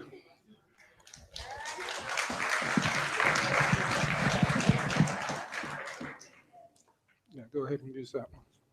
That one's on. Okay, sorry. We may have to back down on the trim on that. We're getting some feedback. I'm going to answer that, and thank you for that question. Thank you for your heartfelt passion. I can't answer for every officer in DeKalb County Police Department. I can answer for me. I am not scared. I grew up in DeKalb. I'm with Officer West when it comes to race. I don't see anybody any differently. Anybody can hurt anyone. And do I feel, and again, I can't speak for other officers, do I feel that there is a perception of fear amongst white officers or any officer in DeKalb of African-American men? No. No. As a matter of fact, our department is pretty much, I don't know, I think we're at about 55, 60% African-American men anyway. So there's more black male officers, and we're all brothers and sisters in this community, whether, you know, we're officers. And to take your question a step further, what can you do, or what can men do? We're doing it right here, right now. Let's get to know one another. My name is Greg Pedrick, and I love everybody in here.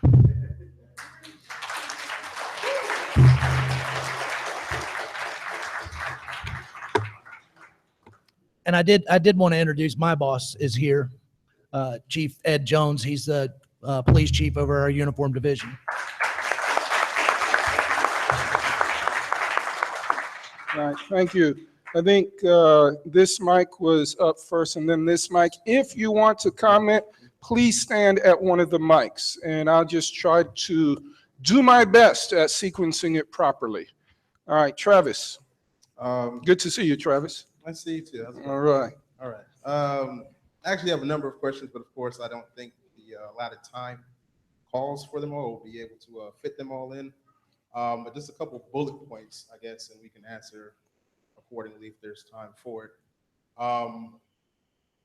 One of the main things that I see and that I have experienced is, you know, I hear a lot of the dialogue that says it's not us versus them, but in reality, it kind of is, or at least it feels that way, even in the way that we address each other.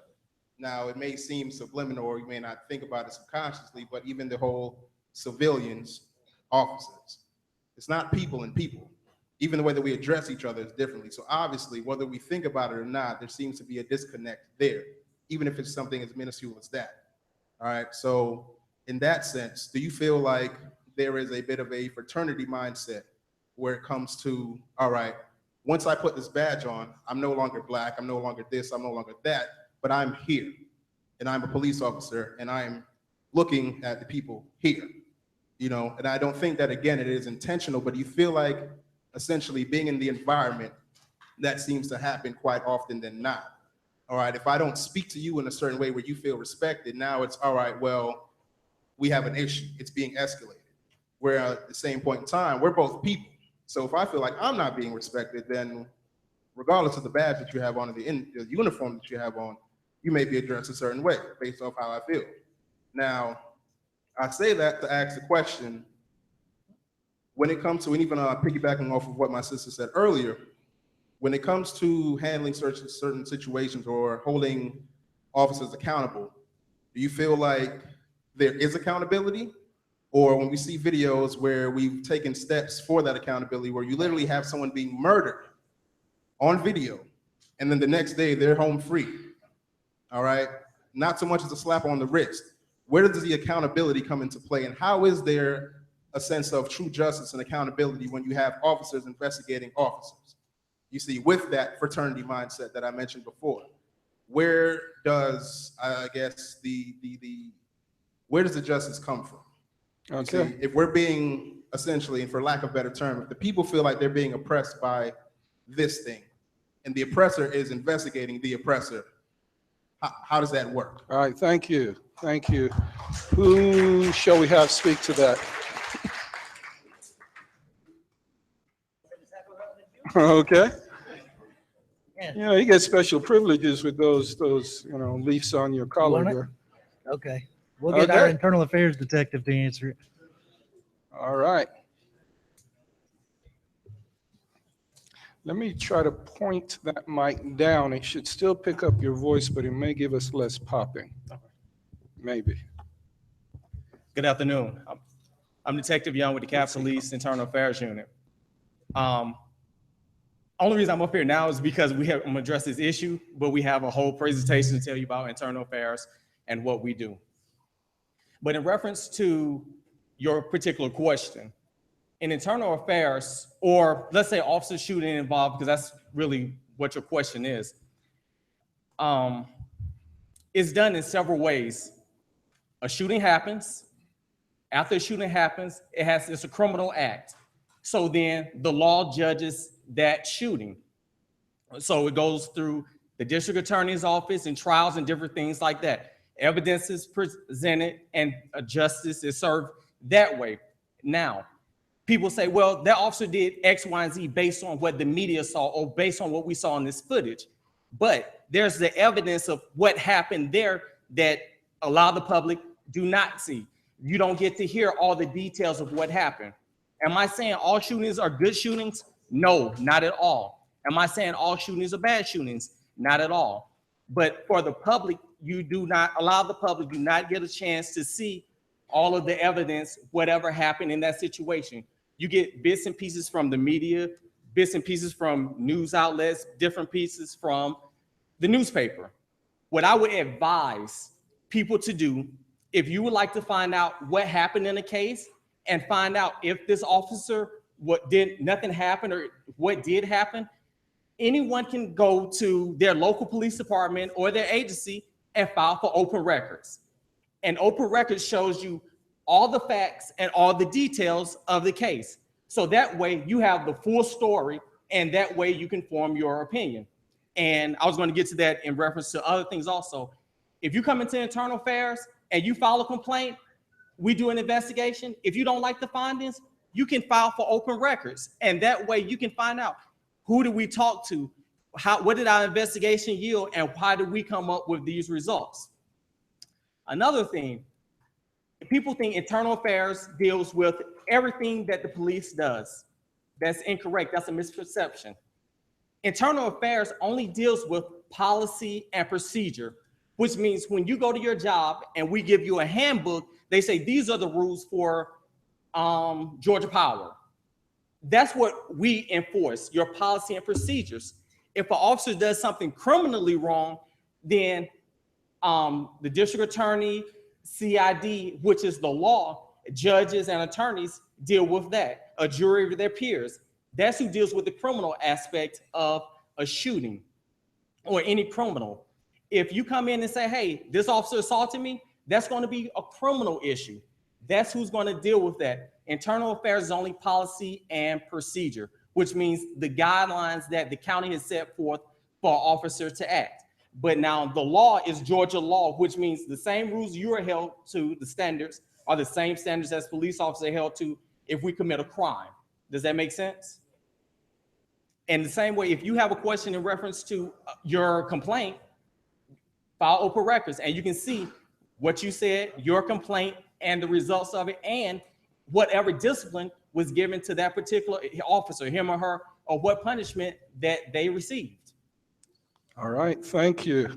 Yes, I'd love to get back and forth going, but I have other people waiting. And go ahead, sir. My question, I'm going to leave that part of my question alone. All right. But my name is Randall Mangum. I've been in government, trying to get back into government to serve the public, but I want to ask this question. And in fact, earlier today, the post office in Pine Lake, we had a service where they're renaming the post office because an officer, Francis Ortega, did lose his life at a traffic stop right there on Rockbridge. That did happen. So there is fear. I can understand some officers being concerned about their getting home, but at the same time, as a black male, I have personally been stopped. I have personally experienced something that I thought that would not happen to someone else. So I'm asking law enforcement today. I know that in DeKalb County it's different.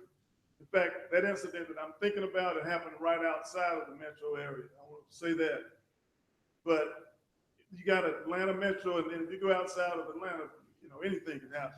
Anything. But I want to ask this question. Would it help if officers, and that particular officer that died in the line of duty, he was working 2 jobs, and I know you're not paid enough, but would it help? Because I saw the passion of the gentleman, the officer from Stone Mountain, would it help if we had some type of incentive pay that you lived near where you police? For example, within 15 miles or something, so you could have some connection to the community, to have a sensitivity to what we're feeling and what we're going through, so you can know officer friendly versus being a stranger coming in and not having any compassion. All right, thank you. And I guess the question, I don't know, Major, if you want to speak to that, is there a policy about how close officers must live to their district? For you to do that, I know it's not one now, but I'm talking about starting one. Right. And first of all, Officer Francis Ortega was my case. I was the homicide sergeant that worked that case there at the post office. So very familiar with that case. Wanted to go to his dedication, but was here today. Good officer, and you're right, he worked 2 jobs. Pine Lake was his part-time job. So would it help in the general sense? Yes, probably so. More complicated is, personally, I live in Lawrenceville. There's been issues with DeKalb County schools. I've got young children, and I live where I can send my kids to public schools that feel like are in their best interest. I can't afford private schools. A lot of people in DeKalb and DeKalb schools have had its issues. So I think it's a complicated issue. Yes, I think there would be some incentive. I think there are great benefits to the officers living in the community they police. But on the flip side, I also like to go home, take this off, and nobody know I'm police. We are the only profession. Every room we go into when we're off duty, we go to people's parties and things of that nature. You're the only profession. That Help me out, guys. No, as far as the introductions, we go to parties, that I get introduced as, hey, meet Greg, he's a cop. That's how I'm introduced. That's how they do that with the pastors. What? So we're one of very few professions, but it's very true. I mean, so sometimes you like to turn it off, and we need to turn it off because your neighbors know you're police, and Gwinnett, I get them, and I'm happy to say, no, I don't work for Gwinnett Police. You'll have to talk to them. I get that. Yeah. And I'm teasing you because we definitely identify with that. Sometimes you need to not be at work. Right. Yeah. So, yeah, it's good to have police living in the area, but at the same time, police need their own sanity. Oh, and I looked at Yes. some houses, but smoke grass is way too expensive for me. Need that raise, huh? Yes, sir. Okay, on the, let's see, I think he was first. Okay, Keith, you're up. Okay, can you hear me? So sorry. Hold on just a second.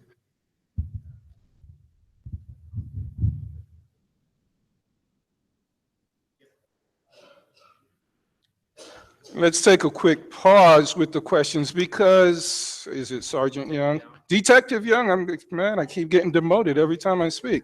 Detective Young does have other engagements, so let's listen to his report. Stay close to the mics, and when he's done, we will continue with the Q&A. Clicker, somebody has a clicker. Are we disconnected? But we'll be connected shortly. Sure, no problem. All right, I'm Detective Young. I've been with DeKalb County Police for 10 and a half years. I was a patrolman. I went to PIG. I worked out there, and now I'm in internal affairs. Okay. Like I stated, I'm in internal affairs now. Internal affairs is the unit, that investigates police officers.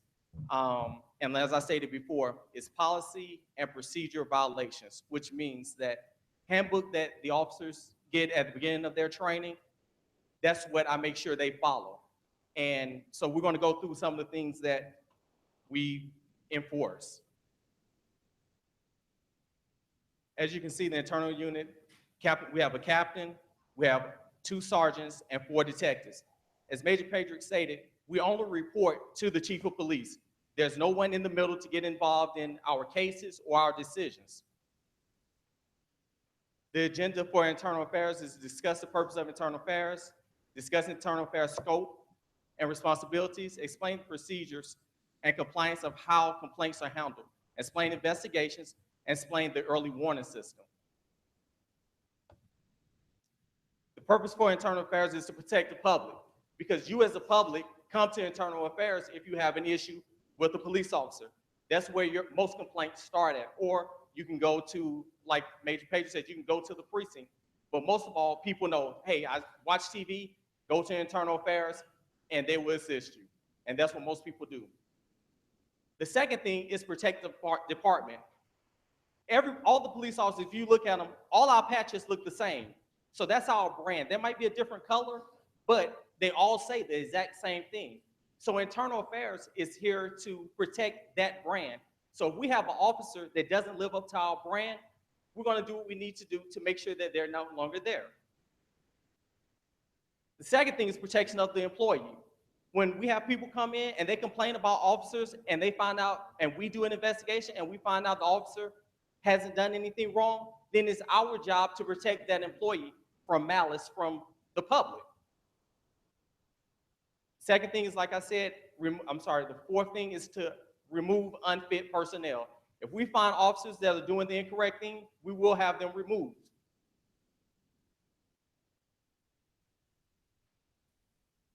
The last one is correction of procedure and problems. If we have officers that do the wrong thing, doesn't follow procedures, then we will have them removed. This one is, I'm going to just paraphrase it. It's just the mission statement of internal affairs. It just says we're here to protect the public and also protect the police department.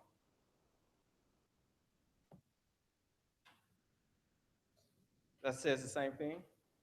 The next ones are the things that the internal affairs unit investigates. It's use of force, civil rights violations, off-duty misconduct, violation of law, incidents involving supervisors above the rank of sergeant, negligence, neglect of duty, tampering with the promotional process, abusive conduct by supervisors, complaints by public officials, incidents that could lead to employees being relieved of duty or terminated, supervisors, suspicions of drugs or alcohol use on duty.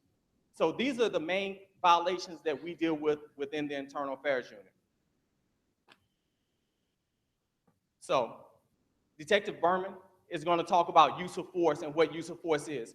I'm going to just give you the simple version. Use of force is if I need to take you into custody or place you under arrest, I can only use so much force to affect my job.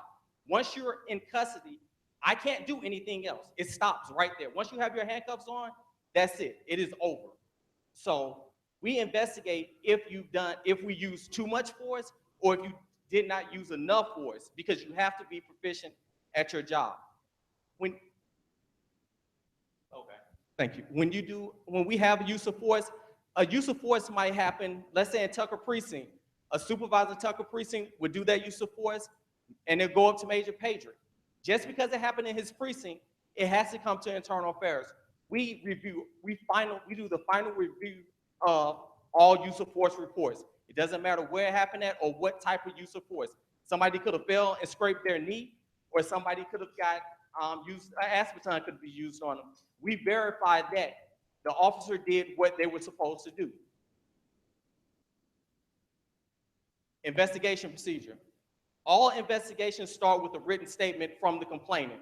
Usually it's from the public. Sometimes we get complaints from captains and majors of officers that do the wrong thing in their department, in their precinct, sorry. We get a written statement. Once we get a statement, it's assigned to a detective. After it's assigned to a detective, we work the case. We get evidence. If somebody says, I have video, or I have audio of this, or I have text messages, we get those things. If somebody's complaining about drugs or alcohol, an officer came to my call drunk, or he smelled like alcohol, we'll have them do an alcohol test. We also put officers and civilians on, it's called the CVSA, which is a computerized voice stress test. We forward the investigation up to the chain of command.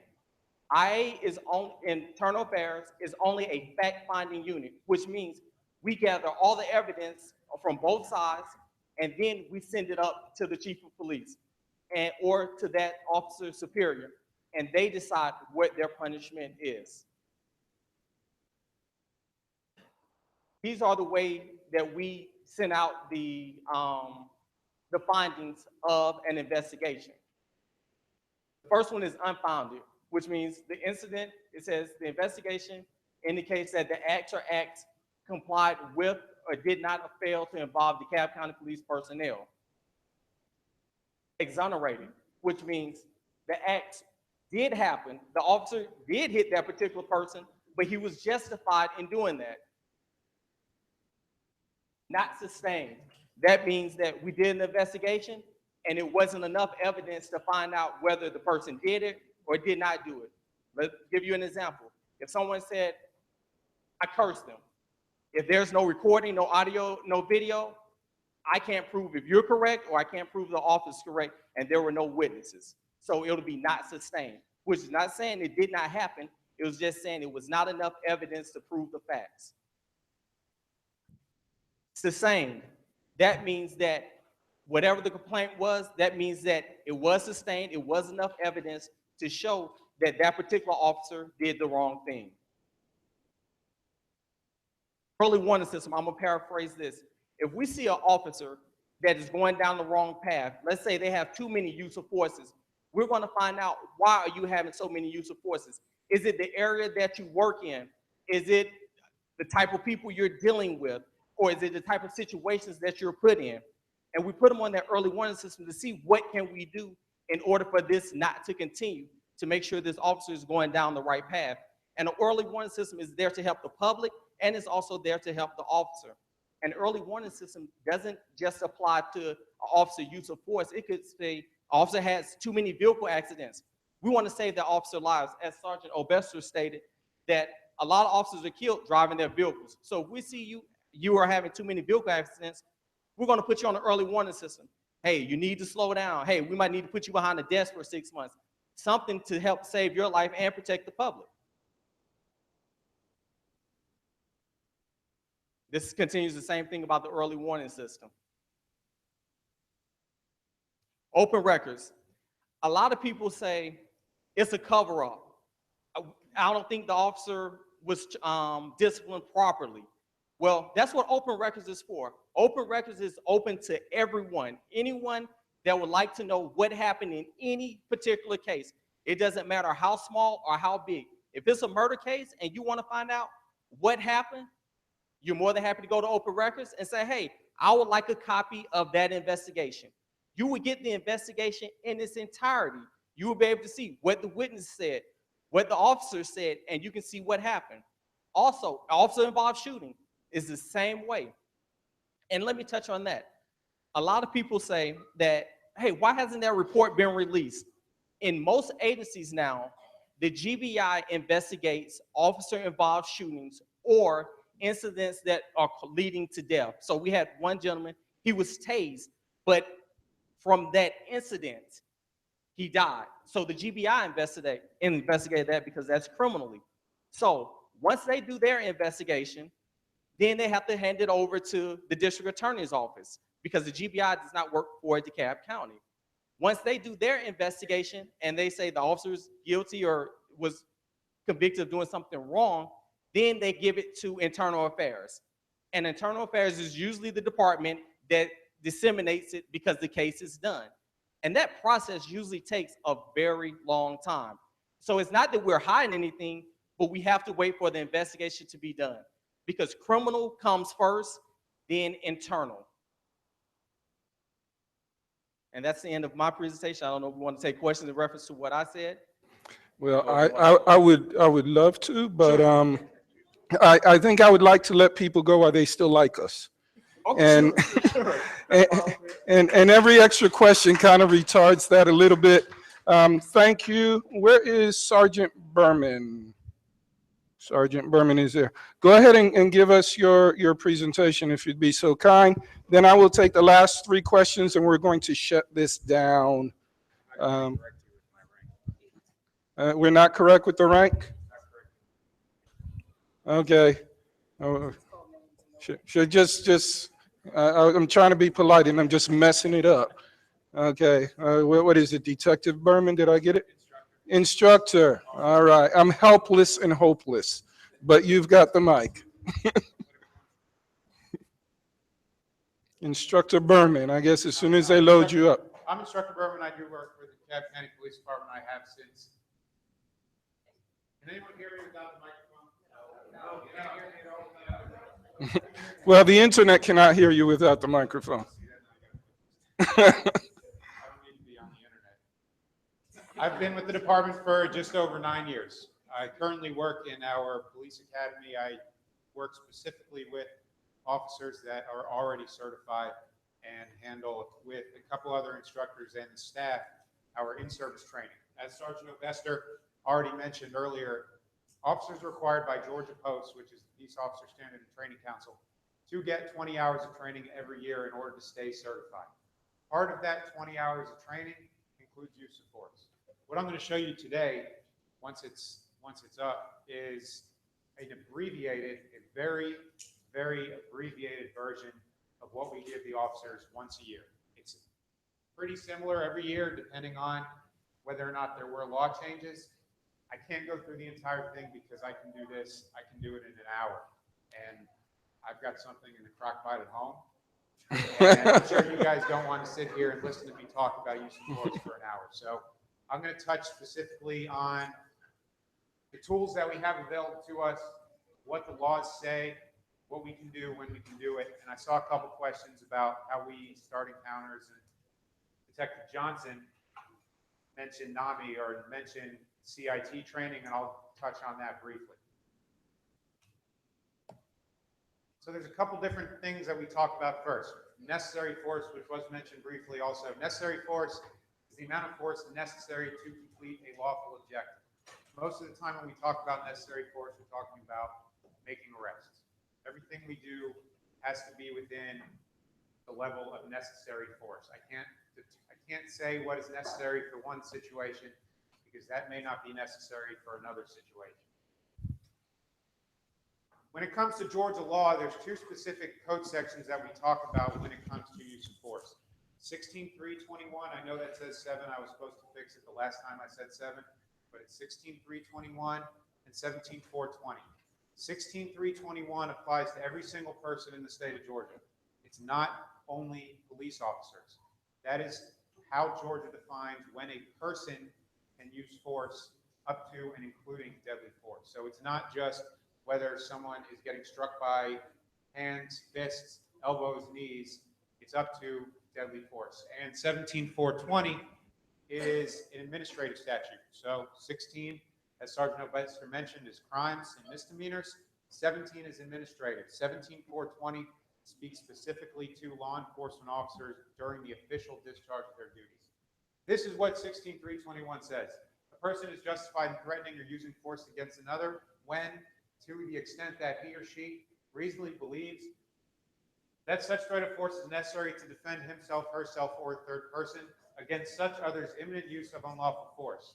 And they are justified in using force which is intended to or likely to cause death or great bodily harm only when that person reasonably believes that such force is necessary to prevent death or great bodily injury to herself, himself, a third person, or to prevent the commission of a forcible felony. A forcible felony is any felony that creates injury to an officer. Murder, rape, robbery, aggravated assault, aggravated battery, anything along those lines.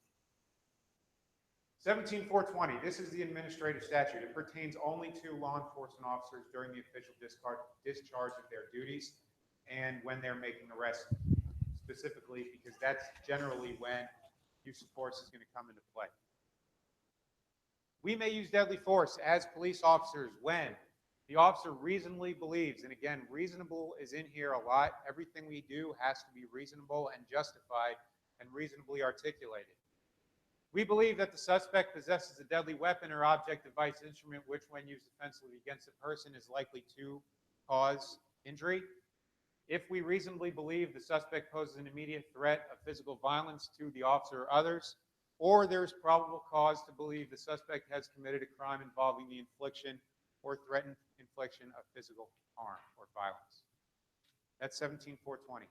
That's when we can use force. I know I went through it really quickly, but again, I'm just trying to get through it because it's been a long day for you guys and a long afternoon for the rest of us, and I'm sure we all want to go home to our families. However, this is important.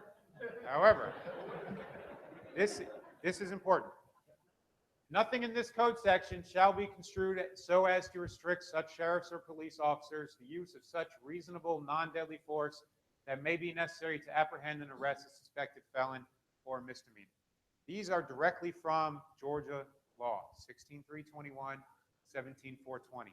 This just says that, yes, we are authorized to use deadly force when the situation dictates that we use deadly force, but unless the situation dictates it, we don't jump directly to deadly force.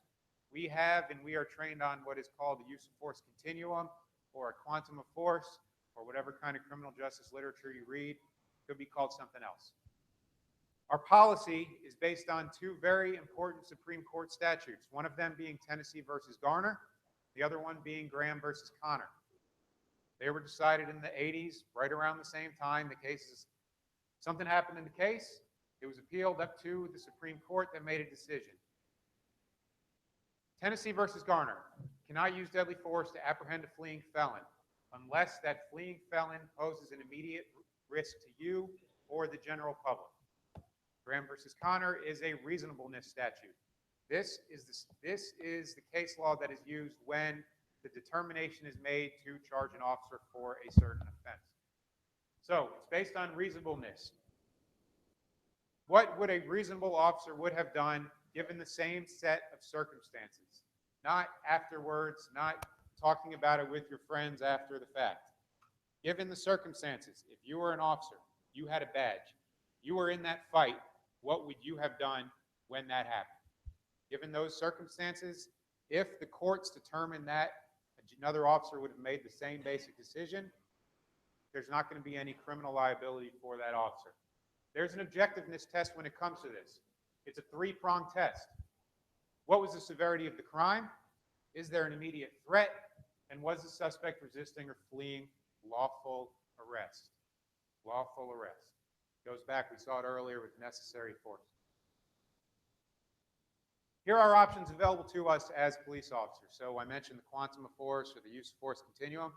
Our first option is us just being there. Us rolling up on the scene with the fancy cars and the blue lights is considered a level of force when it comes to the use of force continuum. Then there is verbal compliance, us just talking to you. Sir, ma'am, I need you to do this, or will you do this? After that, soft hands, which is just pushing somebody in a direction that they may not want to go, but we need them to go. Hard hands is actually when you get to what you may consider actual force, actual physical force. After that, we actually start to get to use the tools on our belt. OC spray, taser, ASP, and of course, the firearm. OC spray is just pepper spray. It hurts like heck. It's just one of those options. It's one of the options available to us. Our taser is a conductive electrical weapon. The purpose of that is neuromuscular incapacitation, which is an involuntary stimulus of the muscles. After the taser, it is our ASP baton. It's an impact weapon to be used for an aggravated, a physically combative individual during a self-defense situation. And the firearm. In this case, we carry Glocks. They're 9mm semi-automatic weapons. So this is crisis intervention training. This is what every officer over the course of the next couple years is going to be going through. 40-hour class. We have a lot of officers. It takes a long time to get us all certified. So class is put on by NAMI, is the National Alliance on Mental Illness Crisis Intervention Team. DeKalb County has a crisis nurse that rides with an officer. There's one crisis nurse that rides on an evening watch shift 7 days a week, as long as that nurse is able to work. Not the same, we have 2 or 3 of them. We have officers trained in this. They ride around, they don't do anything except answer mental health calls and do mental health follow-ups. By the end of whenever every officer is trained on this, we're going to have 4 officers with this training and experience. That goes without saying, considering what I just said. But the mission of NAMI is to equip Georgia CIT officers with the skills to assist people with mental illness and other behavior disorders. And it's to advance public safety and reduce the stigma of mental illness. To let officers and people that have been through the training know that it's not always what they think it is, that there's possibly something underneath that is causing the actions of the person they're interacting with. That's all I got. Thank you. Thank you.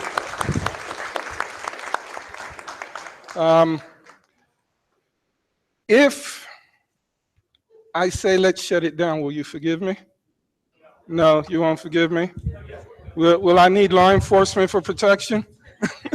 Okay, can you make it a 10 to 15 second comment / question? And we may not treat it right, Lee. All right, go for it. 10 to 15 seconds. So, Go ahead, Ray. so the question I have is, well, I do not agree with anyone, black or white, who walk around with assault rifle in any town. But my question is, I watched this video and I saw a white guy, and I forgot what the other guy was, whether black or Hispanic or what. But isn't it obvious that there is a fear among the different race when it comes to these kind of things? Okay. With the police officers. Well, that would give us another hour and a half of conversation. We hear your statement, and we hear the implication that there is, and as troublesome as that is, we may have to suspend that assertion and just leave it in suspension. But I'm glad to hear from, and you heard Major Patrick say, in DeKalb County, that is not the issue, probably because the number of minorities in DeKalb County may actually be the majority. But I suspect in counties where the minorities are 20% of the population, it might be exactly that. It certainly was, and by the way, that video was in Oregon. So one might make the point, it certainly was in that state. Yes, question on my right. Very quick. Just to give you a little background on me so I can qualify what I'm going to say here. I spent 16 years in the military police, SRT certified, even did some sniper rifle training, and I fired more weapons than I can recall. So, and I said that to say this, that if we as MPs did some of the things that I see that some of these white cops did to Americans, to enemy combatants, we'd be court-martialed on the UMCJ of violating some codes in the Geneva Convention. But what I want to talk about real quickly here is You got like 5 more seconds. a big pink elephant in the room, and that is white supremacists that are involved in law enforcement. And the FBI did a report back in 2006 that talked about white supremacists infiltrating law enforcement. And one of the MOs is to shoot 4 times to make sure that that victim is dead. Alton Sterling was shot 4 times, Cinemax. You all know what Cinemax is. Orlando Castillo was shot 4 times also. Others were shot 4 times. So until we address this, nothing is going to change. We can say kumbaya, hands across America, all we want to. But until we address this pink elephant in the room called white supremacists who are infiltrating law enforcement, we're always going to have this conversation. All right, thank you for sharing that. All right. I am a nurse by profession, and one of the gentlemen, he talked about crisis intervention. I think it was him. He talked about crisis intervention. And my question is, how much psychological training or testing goes into when you're trying to qualify a police officer to go out there on the streets? All right, that's a good question. I'm trying to remember, is it Sergeant Obester that? Yeah, part of the hiring process where our backgrounds are extensively checked, we have to take several psychological tests. They're standardized tests approved by the Psychological Association, and any indication of any sort of mental health issues they're investigating us further, we have to see a psychologist. And if she has any hesitations, we're not hired. They're not hired. So we're extensively psychologically tested. Now, the other part of that is though, after we become a police, how much is there ongoing? That's a good question. That would probably have to be answered by internal affairs. You know, if there's an early warning system, other things like that can identify behavior that's troublesome.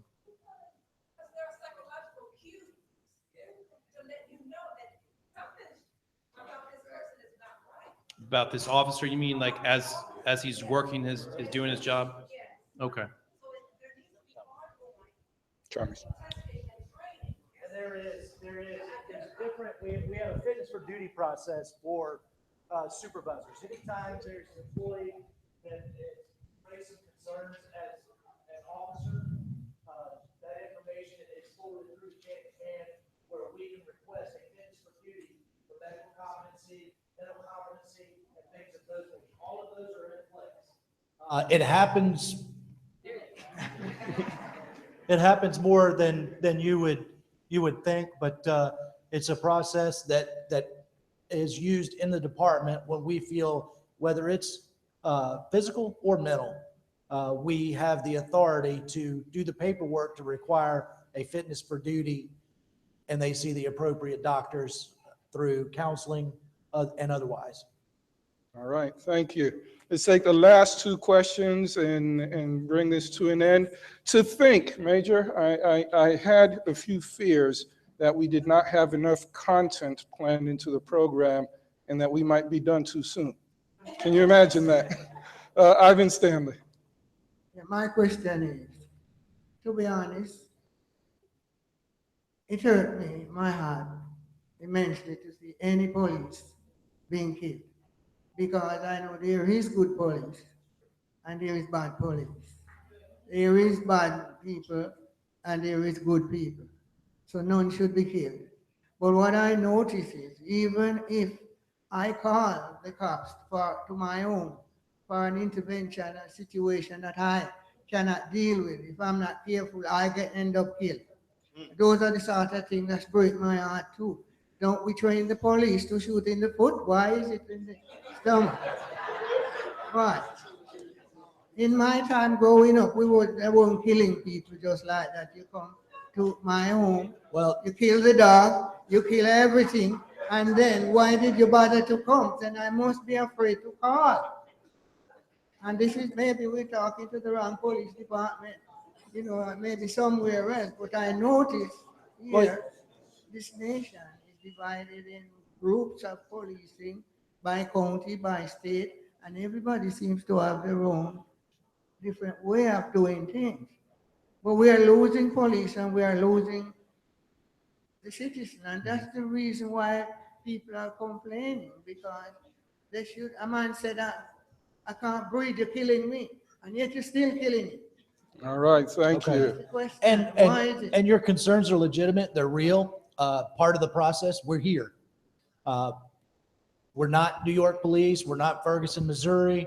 Do we get, pulled up into that whole persona? Yes, we do. But we're here as a department to address those fears, address those concerns, address those misconceptions.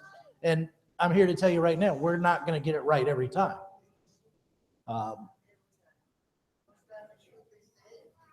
But as far as the shooting, no, we're not trained to shoot to kill anybody anyway. We're trained to shoot to stop. That is our job. And the biggest place to stop someone is center mass. Some of the officers can barely qualify with their guns anyway, so they have to shoot to the biggest area. We tried to teach them to shoot a foot or shoot a knee or a gun out of a hand, but bullets would be flying everywhere. So the standard of training is center mass, shoot to stop. We never shoot to kill. All right, thank you. Last question for the night. Okay. You've got like 8 seconds. That's all good. I'm actually not going to ask a question only because I have more than just one, and I honestly don't feel like there's a time allotted to answer the questions. But first and foremost, I will say, even in regards to the comment that was made before, you are not NYPD, you're not, Ferguson, Missouri.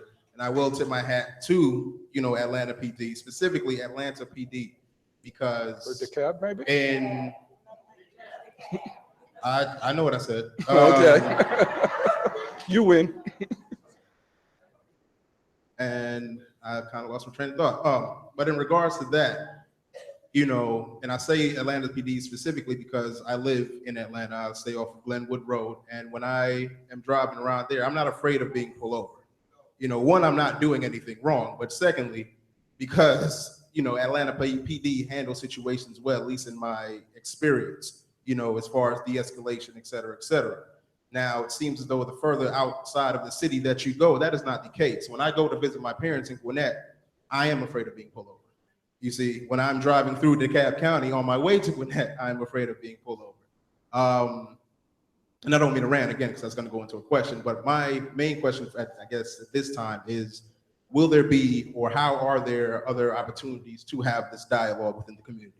Because, while I do appreciate the presentation, what have you, I honestly came to ask questions to get answers. So as far as for people my age, people like me, because I do have a number of friends that could not be here because they're not as quote unquote civil as I am, to be in this type of setting. But in situations like that, within local communities, or specifically in this case, because you are at DeKalb PD, if I, as a citizen, wanted to reach out to you and have this dialogue, how would I go about doing so? You're going to have my information. I'll give you my information before you leave. I would like to have lunch with you sometime next week. It'll be one-on-one dialogue. All for it.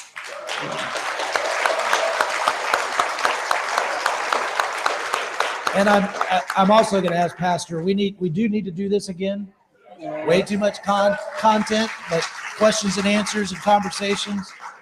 We'll be glad to come back. All right, and when we do it again, we will probably do a little less reporting and a little more Q&A. Is that okay with you? All right, and I apologize. As I said, initially I was actually concerned, well, maybe we won't have enough substance. Okay, so we went overboard.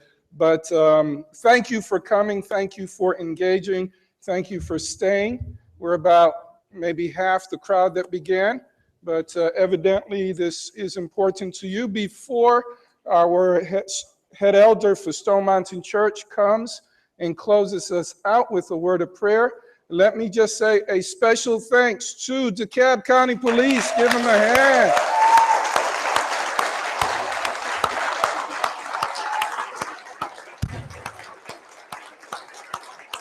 For those of you that are not looking behind you, they're standing up. Okay. Father, we thank you for this opportunity where we can come together as brothers and sisters in Christ and express our feelings in this fashion. Lord, it's obvious that the community is hurting, where the source of comfort is, and that it's in you. We recognize that there's a legitimate fear, whether it's with the civilians or brothers and sisters in uniform. But we know that love distinguishes all fear. And by this, they would know that we are your disciples if we have love for one another. And Lord, right now, we just want to affirm our brothers and sisters in uniform.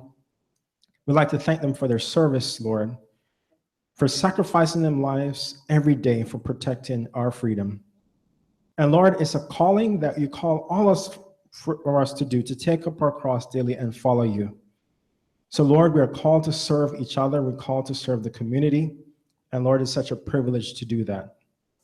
So in our daily prayers, Lord, we know that there's power in prayer, and we pray for our police officers day and night as they go out to serve. Lord, put a hedge of protection around them. Lord, give them sound and clear judgment. Lord, as they have to make decisions at the last moment, may it be the right one. May they seek you first, the kingdom of God and your righteousness, and everything else shall be added to them. And Lord, help us to be compliant. We know that a soft answer turns away wrath, but grievous words stir up anger. Help us to be compliant. Help us to put on your love that you've instilled in us. And together we will work together to make this a better community and overall impact your kingdom for your glory and for your name's sake. In Jesus' name we do pray. Amen. Amen. Once again,